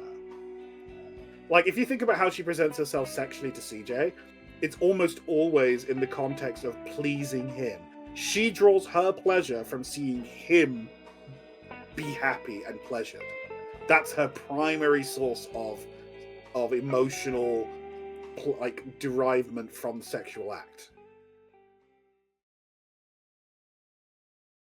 But yeah, to be fair, this is also quite early, and that's why perhaps Jamie doesn't quite grasp the gravitas of seeing all this, whereas Sarah's because at this point it sounds so insane, right? Right. What are the spiritual experiences that Jamie's been a part of at this point? Like Jamie's seen Sky Dad, right? That's already brief Sky Dad, and then the brief stuff with the initial foray into the other side with CJ, and where Sarah drags him back and Jamie's with him. Yeah. We're at chapter 20 and we're still dipping our toes into all this stuff. Before the changes were made to the early parts of the story, you didn't get even a proper hint of the spiritual until you were into the double digits. I don't blame Anon for adding that stuff because it definitely helps people that don't get it. But I'm like, it's a good hook, yeah. I just want to point out, if you had been paying attention, you would have noticed some fuck shit going on. And you would have been, into it. But, just saying. Not everybody needs their hand held in on. But unfortunately, that's just the way it is for a lot of things. You got to appeal to. It's okay. That's just how it is. We like both. Just to be clear, we like both. No, I hate both of them. I need a third iteration. Clearly, you need a third iteration. Fuck you. Anyway, no, it was fine. But yeah, Sarah here is directly to you by name, and it all happened in an instant.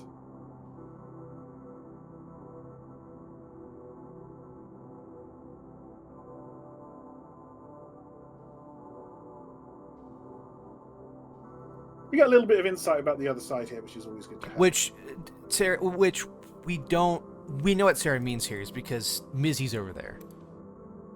Yeah, that's why it was how this entire how this was possible. Yeah.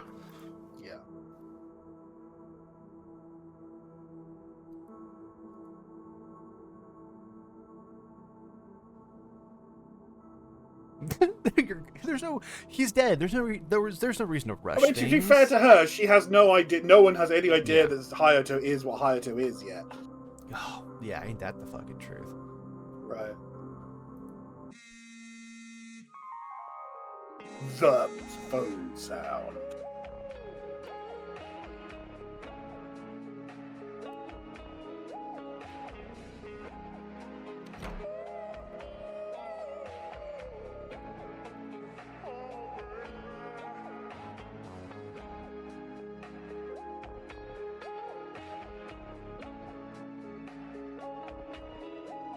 Poor Jamie. Oh, it's fine. We know what happens.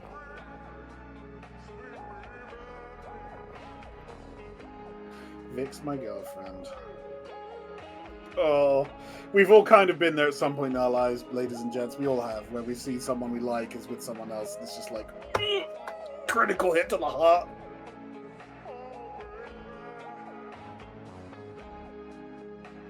And this is where Vic also realizes Jamie's feelings. Yeah, it's still like I don't know. I get complaining about it does nothing, and it's not like I don't hate it, but I still find it so ridiculous that CJ doesn't like the CJ not knowing that Jamie's a girl thing. Is just bugs me every time I read it. It's one of my main points of evidence for the idea that he's deliberately not being able to notice it. I know. Look, I am fully on that train, and I'm just like, but why would it be affected by like why Jamie? Like out of everybody, it shouldn't. Very simple. The goddesses do not think of anyone else sexually. That their ideal husband would be focused on them, right? That's their mindset.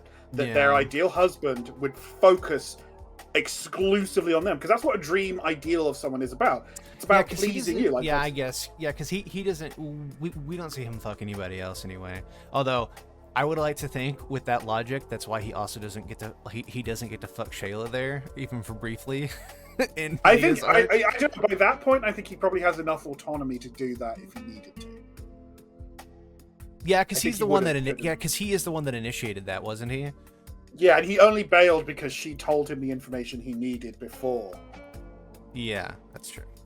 Yeah, you're right. I do remember that. I think he would have gone through with it, but even then, that was in service to getting to Leia, who is a goddess love interest. In which case, you could easily say that that was a suitable justification. Yeah, especially with it being Carpo. Yeah, it makes sense actually. But yeah, I think while we'll never know for sure, I think it is quite a logical thing to say that a lot of CJ's early denseness and blindness and stuff, moments like that, and oddities of behavior, be ascribed to what was done to him. I am fully on board with saying that is the case. It's just that as a trope, I just find it. I don't know. Oh, it's a very aggravating trope for sure. The dense, for me, the dense I don't anime particularly protagonist enjoy is an it, but it's not trope, yes. like. Look, I enjoy it in this context because I know that A, it doesn't last, and B, it is there is a meta narrative point being made about it. Like a good chunk of Oot overall, up until 50-51, is that it's setting up the deconstruction of so many of the tropes and norms we take for granted in these sorts of stories. Right? Yeah. Like this is Anon very deliberately has gone and created logical bases and reasons for a lot of the tropes we take for, like, harem protagonists who actually do get sex, they must have the stamina of a god to satisfy all these women. Okay, so CJ has to ejaculate 25 times a day, and then it goes into the consequences of having to live like that and what that would do. I do. If he didn't have his capacity for, if anyone says bad on that, by the way, I will kill you. I will hurt you in ways choices. You cannot dream. Yeah, I mean, what? I mean, yeah, like it's a choice. Yeah. Like, come on. Like, But yeah. No, I really don't. I really try not to let it bug me because I know why it's there, and especially from a story perspective, it makes sense. It does. It really does. Like, it just, I roll my Eventually eyes. it makes sense in I'm like, context, yeah. yeah, Yeah, okay. but because most of the time in most media, dense protagonists are very clearly just an excuse to not advance romantic plots or have any sexuality. That's true. Oh my gosh, that's why I hate it so much. That's the key part no, that wait, annoys that's the shit out of me. no. And it does me. It's very clearly just a flimsy basis. I talk about that with one of my friends about like why I don't like harem animes or stuff like that is because like it always ends up being like the protagonist never chooses anybody ever, at all. I mean, there are exceptions. Those are generally the ones I like. There are, there are ones where they pick. Or whether they accept them all in even rarer cases. Yeah. Like your high school DxDs and the like, where, like, you know, that's a key part of it. I feel like that was a little bit different. Because, like, they actually give time to everybody. And, like, other than him not, like... 100,000 yen at the very least, Jesus. Yeah, CJ, let's remember who you're with. It's the richest person in the world. It's interesting. It's an interesting little hint towards the fact that CJ's not exactly well off though. Like, they apparently have enough to live on, but they're not like rich, which does lend even more questions. Yeah, CJ and Sarah. Like, where do they get their money from? Like, well, let's think back because it's the whole house. I believe it's the whole house situation again, which is who provided the house, who provided the food, who provided all that stuff. Well, we know the house was Cameron and Rebecca's originally, but odds are that it was probably tied into Sonia pulling strings. Yeah, because we know that they were still being controlled and stuff. That's why there was nobody on the end of the phone with CJ's mom. What's her name? Stacy. Or Naomi. I was thinking of her actual name, not Stacy. Yeah.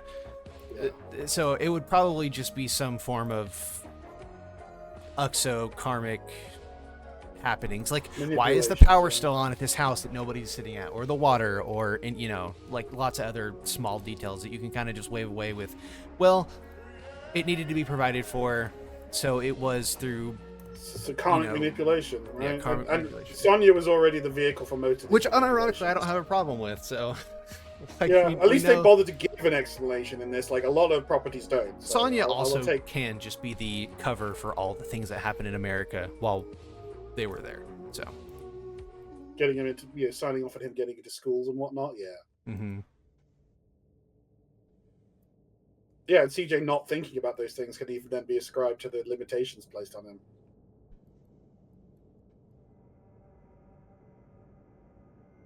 I mean, it's no coincidence that CJ's autonomy grows as they gain control of more of the goddesses' presences on the world. Yeah, I mean, it wouldn't have been.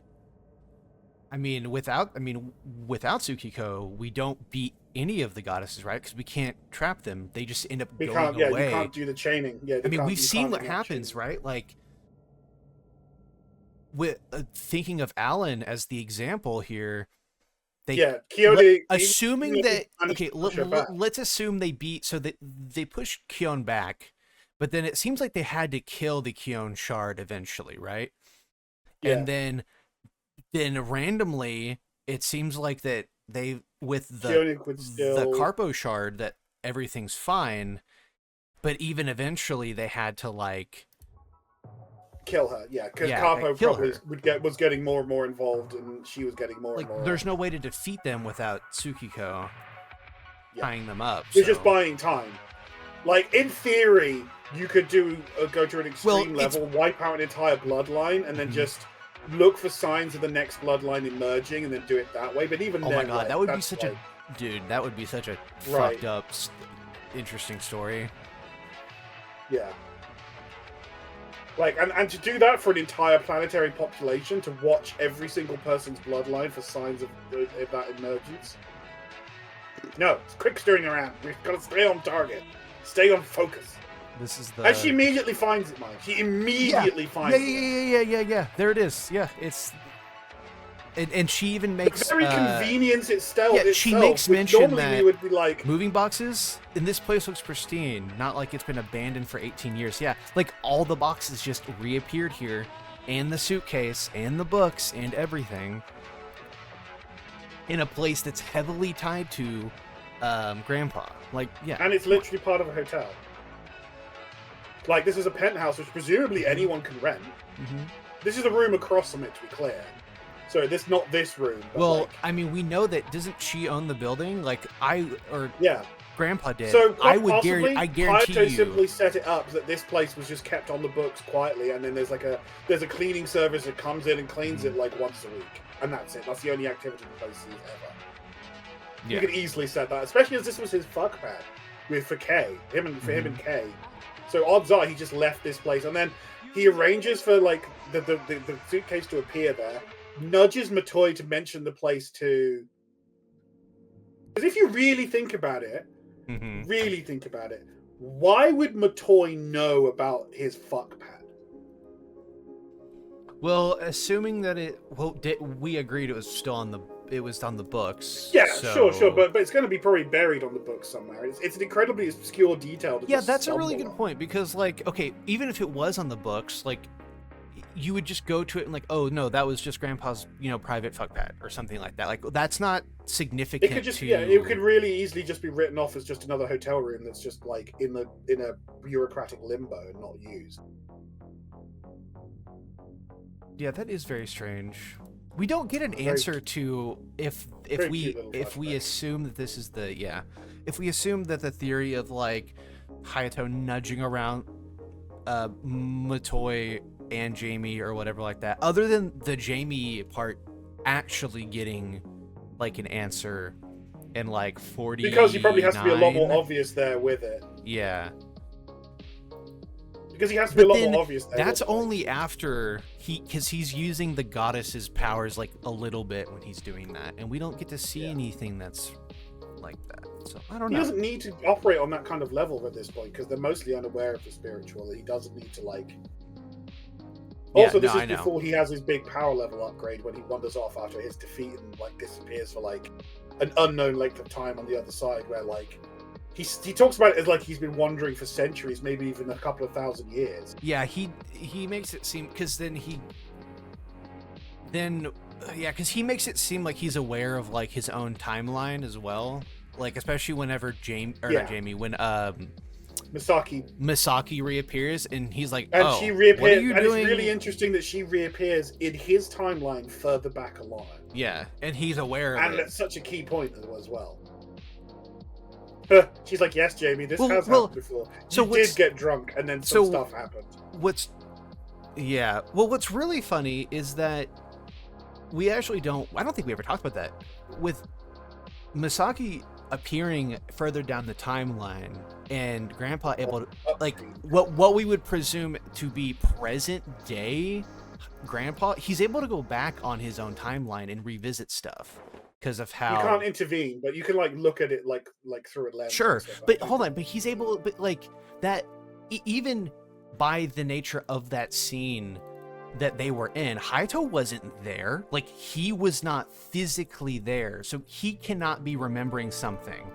So that allows him to like go into the past and look at things that he missed, and like, as long as you know to look, because this is kind of like the three-eyed raven, right?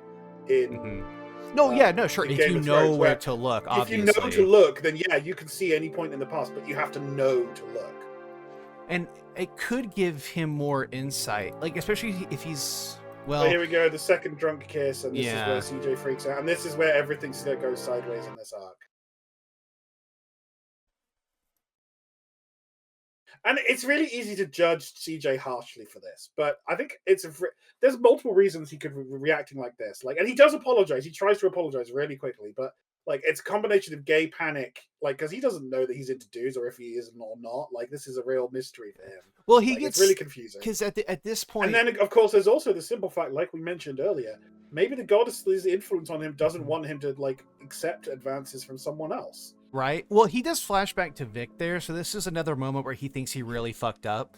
But the other thing is that we also have to remember he gets told I can't remember who tells him this, but this is the introduction of the rings. He gets told everybody that you will not fall in love with, but everybody that you will have a strong, super strong connection with that you love will have a ring, right? And then he gets introduced to Vic, who already has one, and then and then he gets introduced to, I think, and then he sees Jamie has and it, then he says, and then he has Jamie has one. He's like, wait, what? And he's like, he doesn't like reject it out of hand. At that point, yeah, it's just like. But it's like I firmly believe, like, I'm not trying to like put my own stuff in here. I firmly believe that, like, we've seen no evidence that like CJ's into dudes at all, but like he absolutely loves Jamie. And so it's because he's being, like, to me, it's like a double thing where he's like, cool, so I'm supposed to really, like, they explain the rings like, you're supposed to spend the rest of your life with these people, right? Like, that's how deep this connection is, right?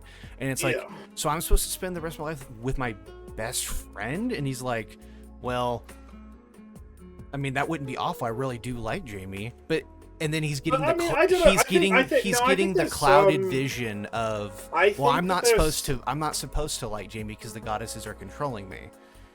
I mean, I hate to. I'll have to say the same thing in response. Like, I mean, obviously, I feel it is my own bias, at least, somewhat playing a hand here. But I think CJ could be on a very conditional basis, in the same way that Leia is a lesbian, except for CJ. Like, I think if it's no. Hold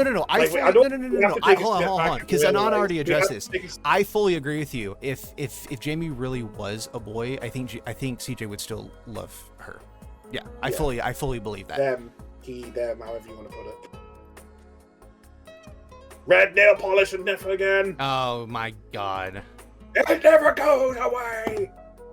Yeah, let's give the character with all blue theming red nail polish and yeah, that definitely isn't a reference to anything. Oh, and look who shows up immediately. God damn it. If you look at that nail polish, is that very dark blue? No, it's black, but still. No. Is that very dark blue? No.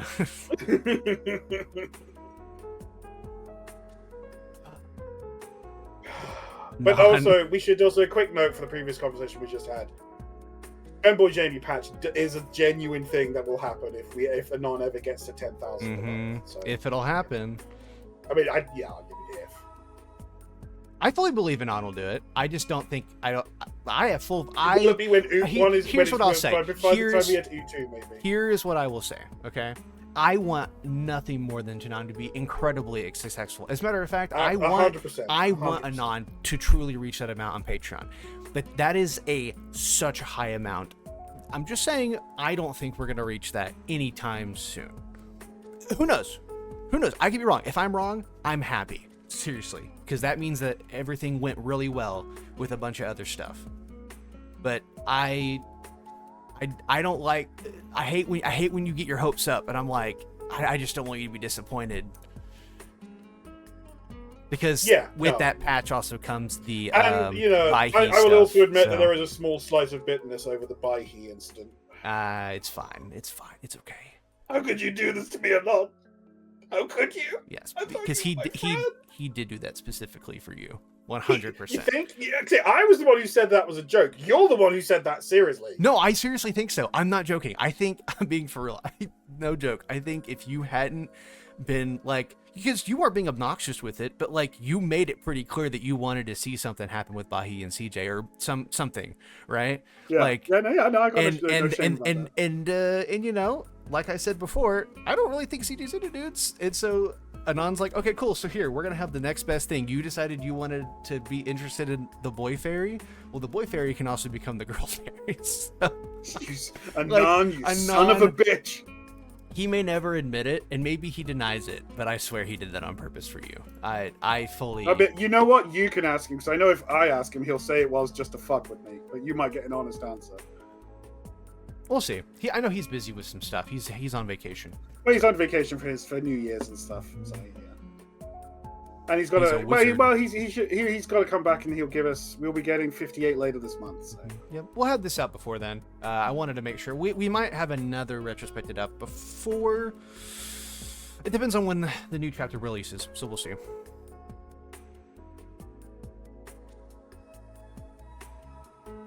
But yeah, we get a little insight to Kira's Yeah, I was background about to say, now. And we get introduced to, I mean, we've seen the sisters at this point, but now we've gotten some real insight as to how Kieran feels about, well, how am I all supposed they'll to... see is a fucking demon.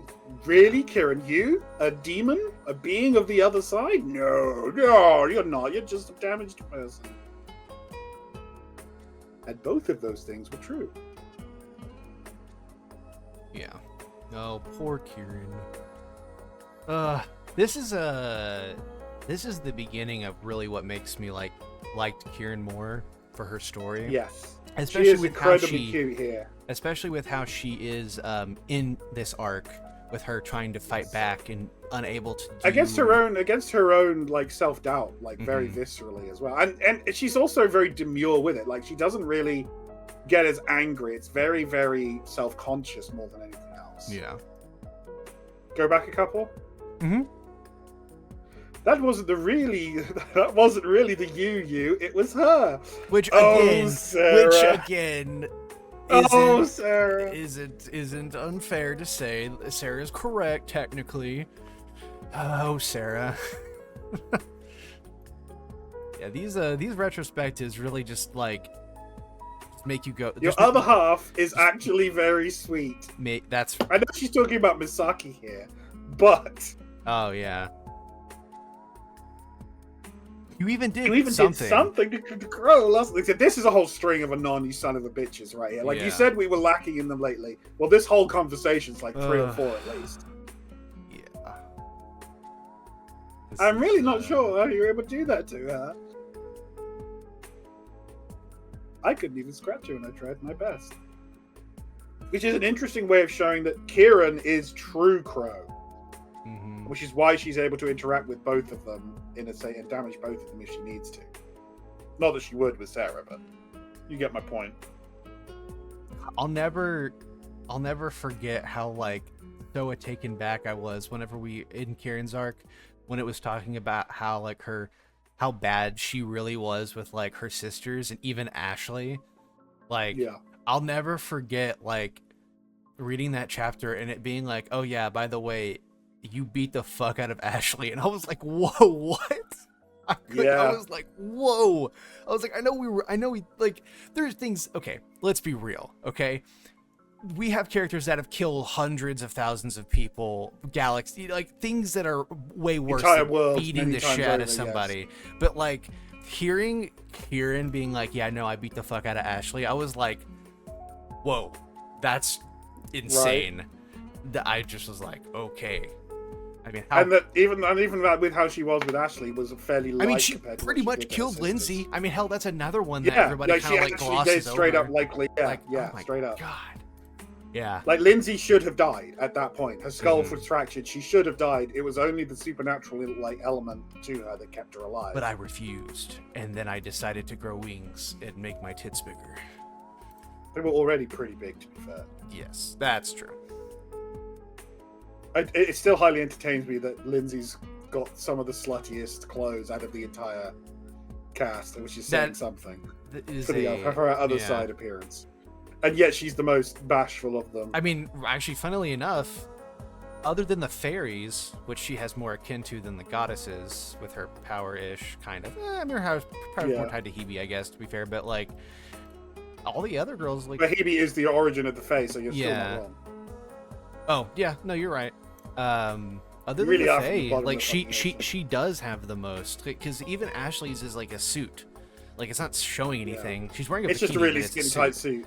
Yeah, and like Vix is her combat outfit. Leah's is her which is still a full suit. Leia is full Empress mode. Yeah, what isn't that? It's a dress, right? Isn't it a dress? And yeah, it's a dress. Teresa's is also like a traditional dress. So it's like it's like she's like she's outclassing everybody. And then like Sarah and Crow's the only one that I think like meets close. Yeah, comes close. And even then, like she's Lindsay still actually does beat it though. Yeah, she definitely does. She shows a lot more skin compared to the others. One of the first proper polycule mentions there. But this dynamic is really heartwarming between the two of them, and it really does come to its fruition into understanding why. they are who they are to each other later on.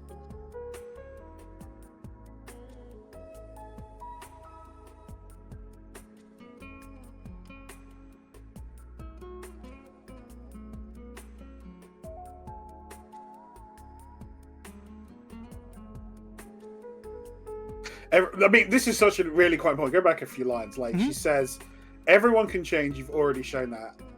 She's talking to Crow, and once again, and now, another Sarah conversation that we're having. Yeah, where Sarah is like really helping out the group. I kind of miss this a little bit. I'm not gonna lie. Yeah. I mean, to be fair to Sarah, she's had a lot to deal with lately. So of course, of course.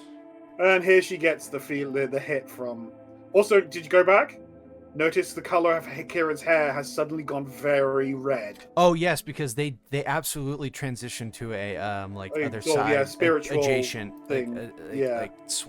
like swap or something. Yeah. No, it's just the touch of it. Like it's a symbolic of like the hit. But her hair goes almost. Oh yeah, look at the desk too. Yeah, look at the desk. Yeah, yeah.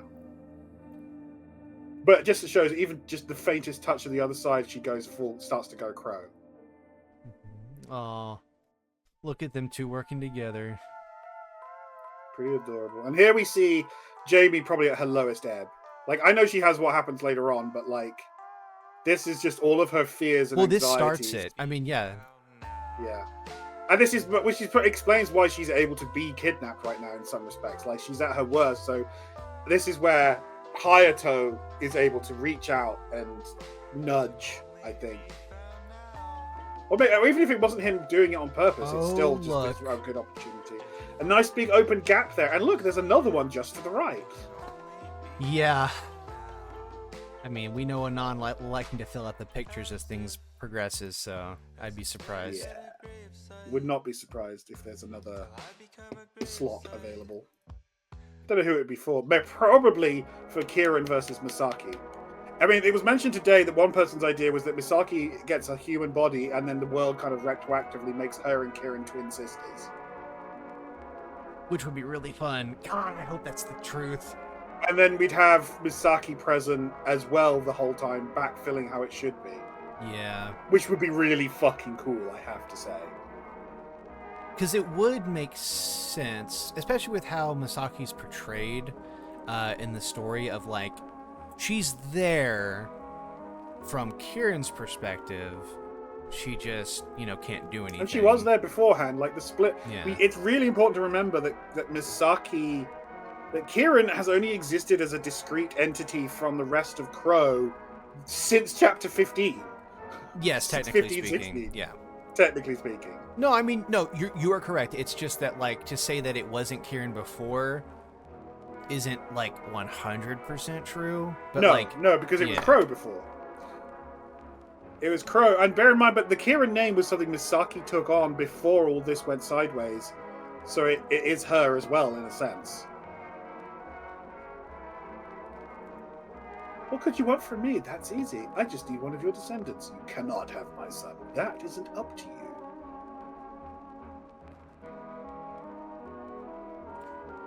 Oh man! Because it's the last piece from it's the last piece from his wife who died giving birth to him. So it's not like she died giving birth to him, so he's not going to give that up. Yeah, it's just so conflicting how to feel about Hayato on these earlier chapters. I mean, he's obviously. I mean, he's a very messed up and damaged individual when you peel away the charisma and the cleverness and all the rest of it. It's not an excuse for what he does mind, but it does make it more understandable. Which how again, he ended up this there. Explains obviously we knew this already, but for those of you that this is why Hayato was like, okay, cool, go have a kid now, please, thank you to his son. Well, no, he wanted to try and protect all of his family from them, which is so dumb because no, you're right. But Crow completely like, your part in this is already finished by accepting my gift, which is nothing, by the way. She does nothing here. Yeah, but the way these Fey bargains work, is what both parties Which, believe to be true. To be So fair, if he believes that he's Yes. made this bargain and believes he got this immortality from her, to be fair, that's she enough for the does bargain. trade him. No, hold on. Okay, let's give Crow a little bit credit here. Hayato would have never known he was immortal until it was too late. Would he? Because bear in mind that he might have killed himself or died or something like before he like. Maybe, but then that would have disrupted Orkso's karmic chain of consequences. Yeah, that's true. So I think he would have found out somehow, regardless. Well, sure, and but would have survived. Okay, hold because on. Because Orkso needs him to propagate immortality so that it would be there for CJ to have, so he doesn't lose those around. But I can't remember the timeline for Uda's crazy. He was already really old when, even before CJ was around. So he would have figured it out naturally. Like, if you start turning, he's how old he is now. I don't know how old he is, actually, but let's say he's in his 30s or whatever, and you don't age at all past that point. How long is it going to take you before you realize something is wrong? 10 years? Or at what point does the immortality? It's not like he's an Asian woman, so probably it's not like he's an Asian woman, so you would probably missed it until they hit their 70s. But right, that's true. Oh my gosh, that's true. But hold on. Actually, though, for real, we don't ever get an explanation as to when immortality kicks in. So if you don't if you're born with it, right? It doesn't just make you a baby forever. It stops at some point. It stops you at your physical. Or if you're maturity. already older and you get it, then it just stops you there, right? Because we know that with Tropicali. With K. And K. Yes. I was thinking of the mom. She talks about it, but yeah. But I would assume that it stops you at your physical peak.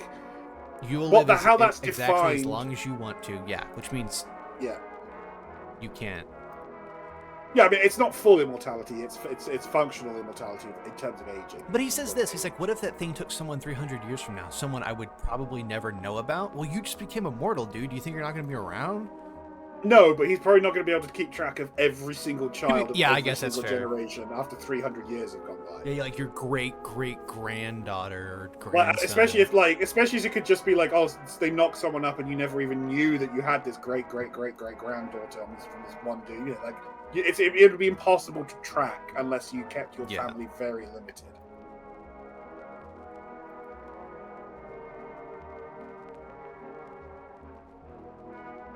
See, he talks about he consulted with people who so there are people with knowledge of this. Mm-hmm. He just doesn't work with them to combat this threat, though. He just tries to do it all himself.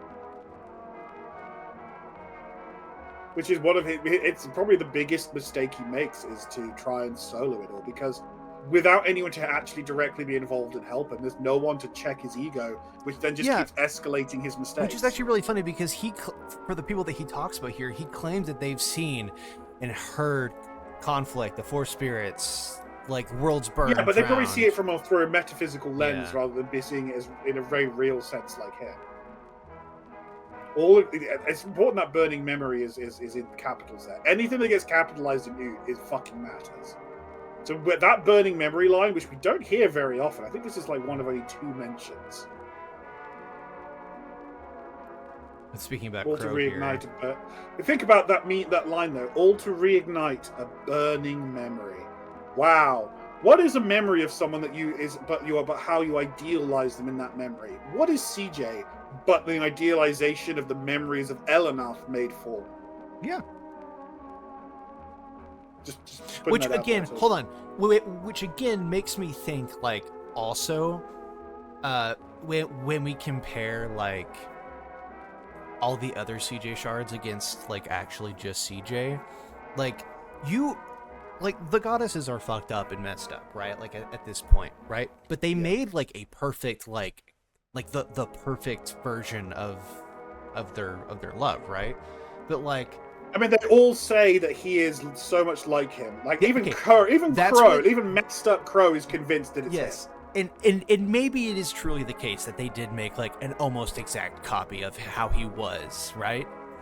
But well, through the lens of the people who love him. That's what I was about to say. Idealization. That's what I was about to say. Is this is from the lens of people who loved him the most, and from people who miss him. Like they've been without him for so long. Like why would they ever try to think of the like things that they like if there were things about them that they didn't like or whatever? You know, like I don't know. I mean, I don't think LNF is going to be like a massive dick. I think he's just going to be like the other goddesses in the sense that he's just going to be another flawed person. He might be a flawed person with a different frame of reference, like the goddesses are just by their nature. But if there's anything that we have learned from this, is that the goddesses are just as flawed as people. It's just it's presented in different ways because of their nature. Sure, but I also like to point out, like, okay, circumstances shape the people that the characters become. Like, the shards are all different people that we meet. Like, I've said this a bunch. The shards exist to contrast CJ, because CJ is different from a regular shard, because he's not one, right? But, like, we have, like, Alan, and then we have, like, Seema. Like, those two characters are so fucking different. But apparently they're the shards of the same entity, right?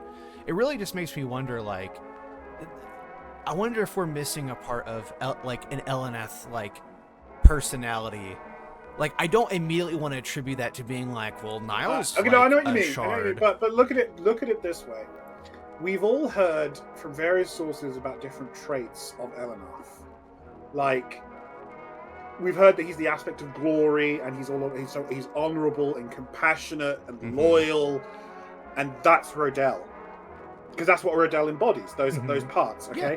Then you've got Seema, who is wise, patient, insightful, knowledgeable. Like he's that aspect, which is the which is another aspect that we hear people talk about complementary wise to of him. And then even Alan, who is, when he needs to be, he is ruthless, decisive. He is willing to take risks to do what he thinks is necessary for the greater good. Again, traits that we hear a few people talk about. I would argue that Alan doesn't seem very, I don't know, is selfish the right word? He's willing to, I don't know, he seems like he's willing to throw it away. Right? Maybe that's because he wants to die. Alan is self-destructive. Alan is self-destructive. Like, he's very clearly, but then he's Alan. Alan is what CJ would, I think, in some ways be like if he lost the girls. I fully agree. Which is why, yep, I agree. Yeah. So like that's that. So I think that's a reasonable representation of what that means and stuff. So putting this all together, we absolutely will see different aspects, but then we will see all of those aspects reflected in CJ at different times. The ruthlessness, Crow calls him out on it in 37 when he uses Ashley to do the finishing blow on Carpo. Like, he is being ruthless in that moment. You know, we see his compassion for others when he's working with Kieran so many times. We see his ability to be like commanding and even like scary in some ways, again with Crow, when he's like, don't go near Kieran, do not mess with me, do not speak to me unless I speak to you. Like, he's not above being quite cruel in a very commanding sort of way, even if justified at the time. Let's drag this back to Jamie. This is obviously grandfather interviewing the maids who are all lined up to be killed.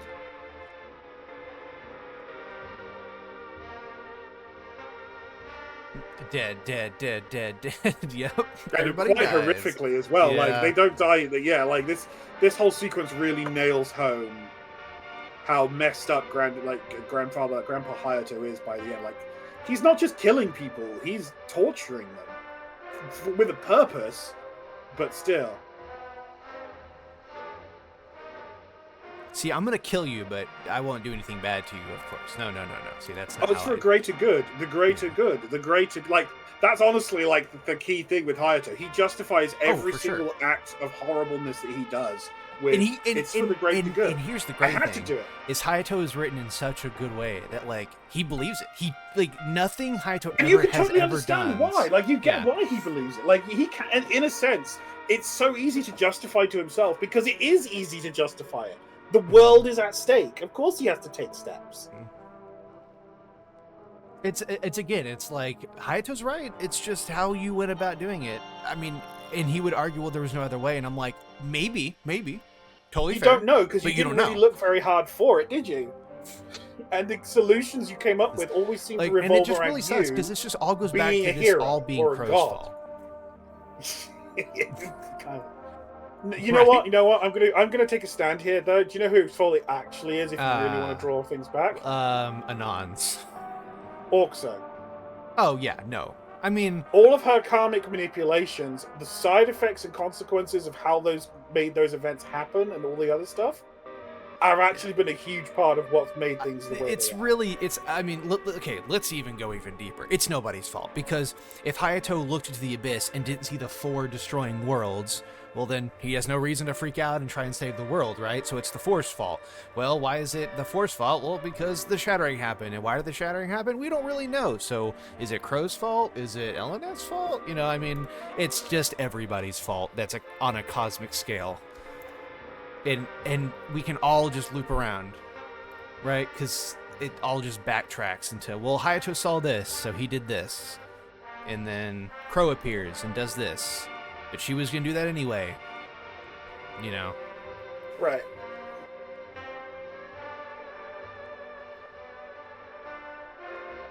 Yeah, oh my gosh, I forgot how graphic he talks about it.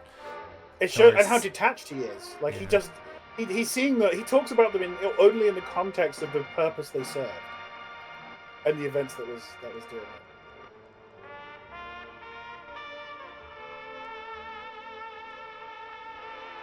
Forced into performing her duties after that, like, dude, you don't even need to think about that context. That's long to realize.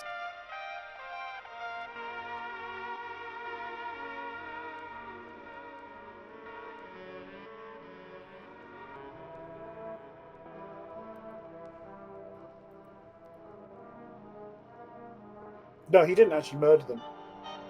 Well, he did. He just doesn't think of it as murder. Yeah, I mean, once again, he's like, well, I didn't kill them. They just went through the portal that I made. Like, you know? And I exposed them to, specifically.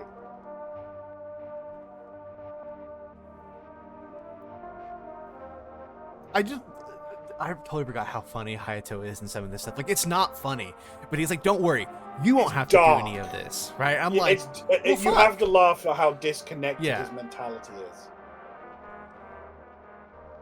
Don't let pity, shame, or guilt prevent you from saving your species. Like, these are all things you know that he has told himself to justify becoming what he is.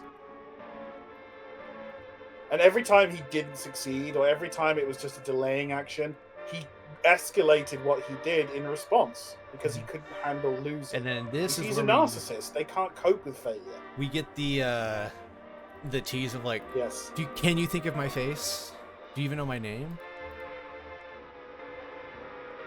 You can't. Don't worry, your father won't be able to either. Nobody can. All you see is some distortion. Would you like to see the real me?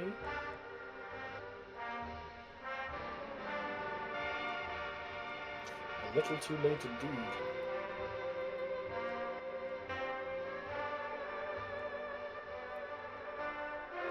Yeah, right? I mean, we know this, but he calls out the correct question of like, why would I have put all this effort in to make someone else a savior, not myself?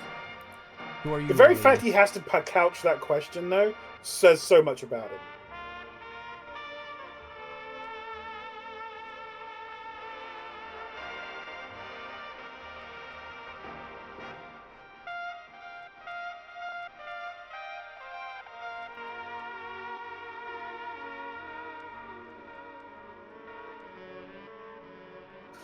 And there we get a flash of his bitterness. Yeah.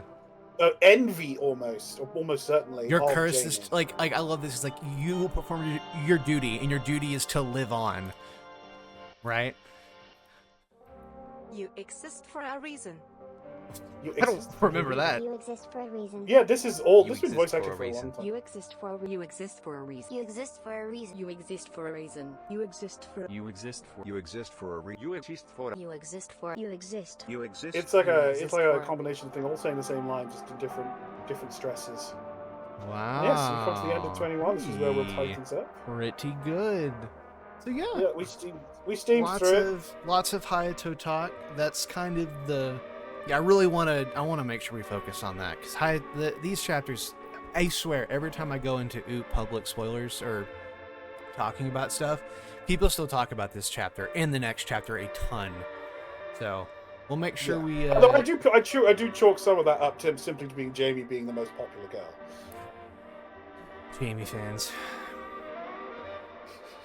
But yes, thank you, ladies and gentlemen, for joining us for this. Yes. Forgive us if it's not quite up to the usual stuff, but like I said, it's We'll been a get while. back into the swing of things. Don't worry. This chapter is not the super important one. It's the next one. Yes, That's the one. I think 22 is the longest chapter in the game in terms of word count. Yeah, because this is longer than Vic's chapter, right? Yeah. Yeah. So we'll make sure we. Vic's chapter has got a more. We'll visual polish it up panels a than little it bit, does take words, some more so. notes. I'll go ahead. We'll both replay the next chapter ahead of time to make sure we get it like the things we want to talk about concise.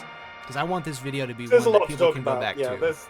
there's a lot to talk about. I mean, just by natural proclivity of the way the story goes, we're going to. Well, because this is the most complicated. Retrospectives. This next chapter is the most because it's all Hayato stuff. It's always more information dense, and so I think